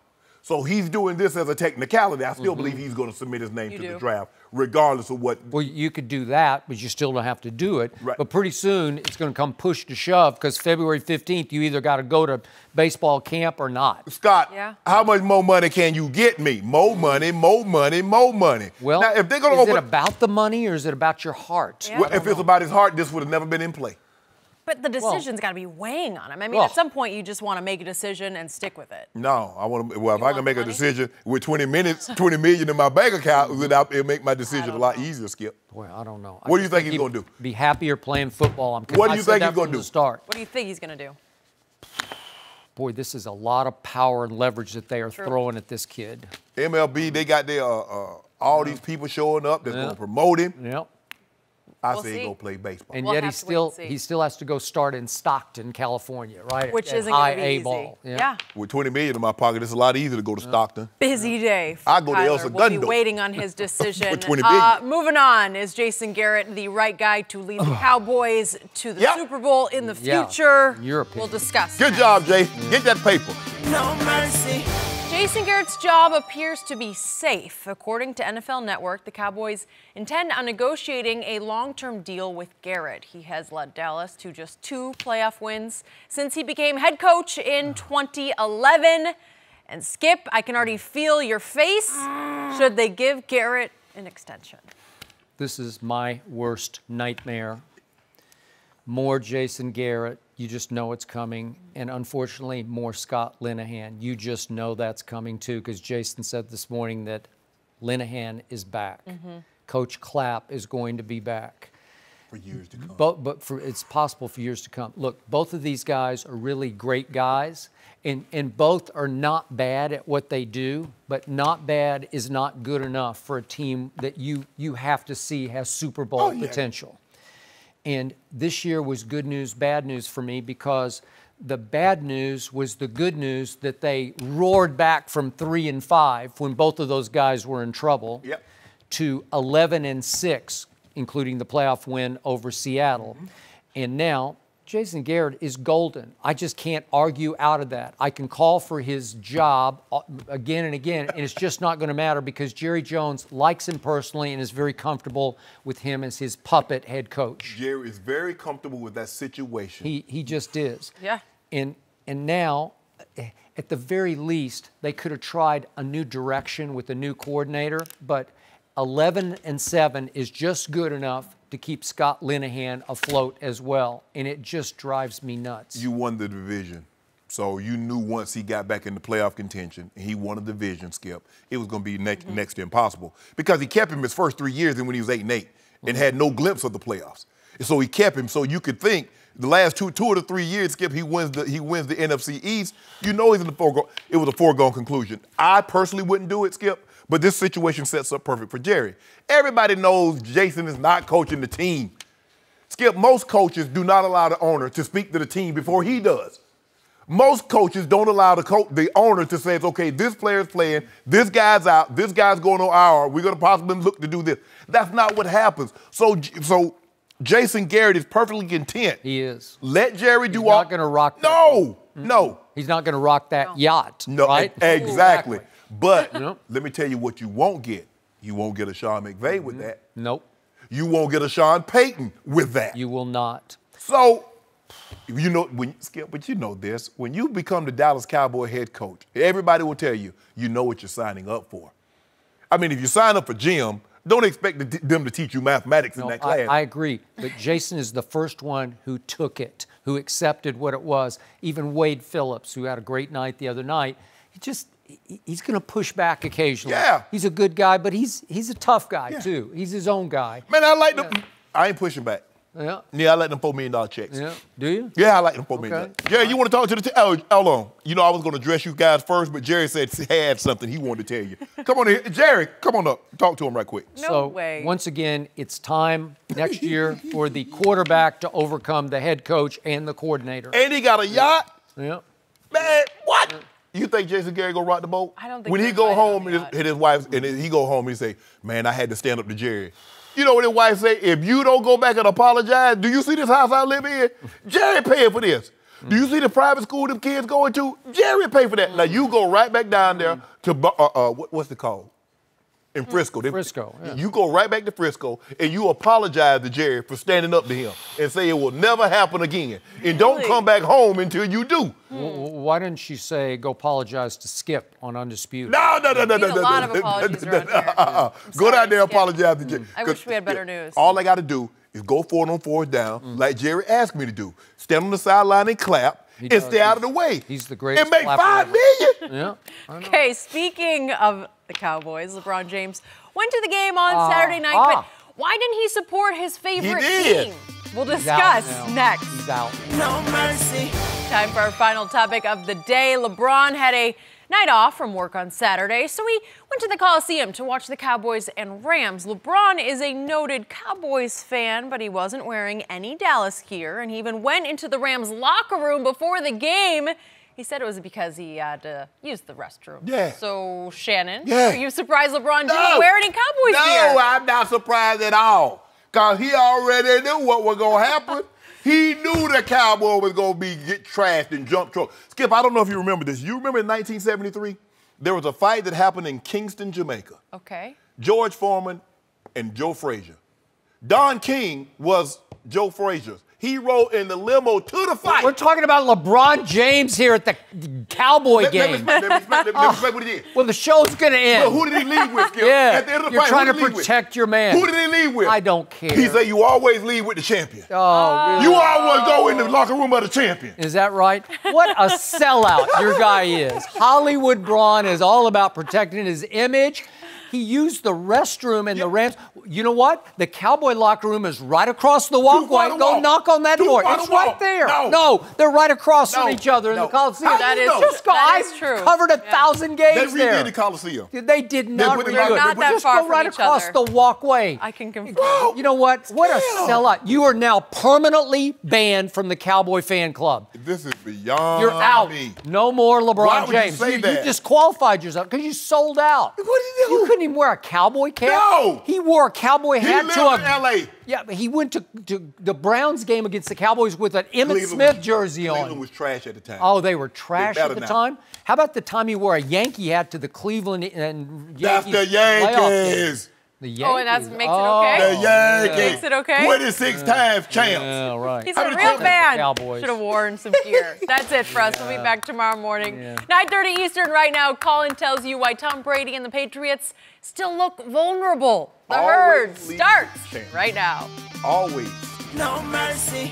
Thanks for listening to the Undisputed podcast. I'm Jenny Taft. Join us again at the same time tomorrow morning, 9:30 Eastern. We'll see you then. Fox Sports. One of one.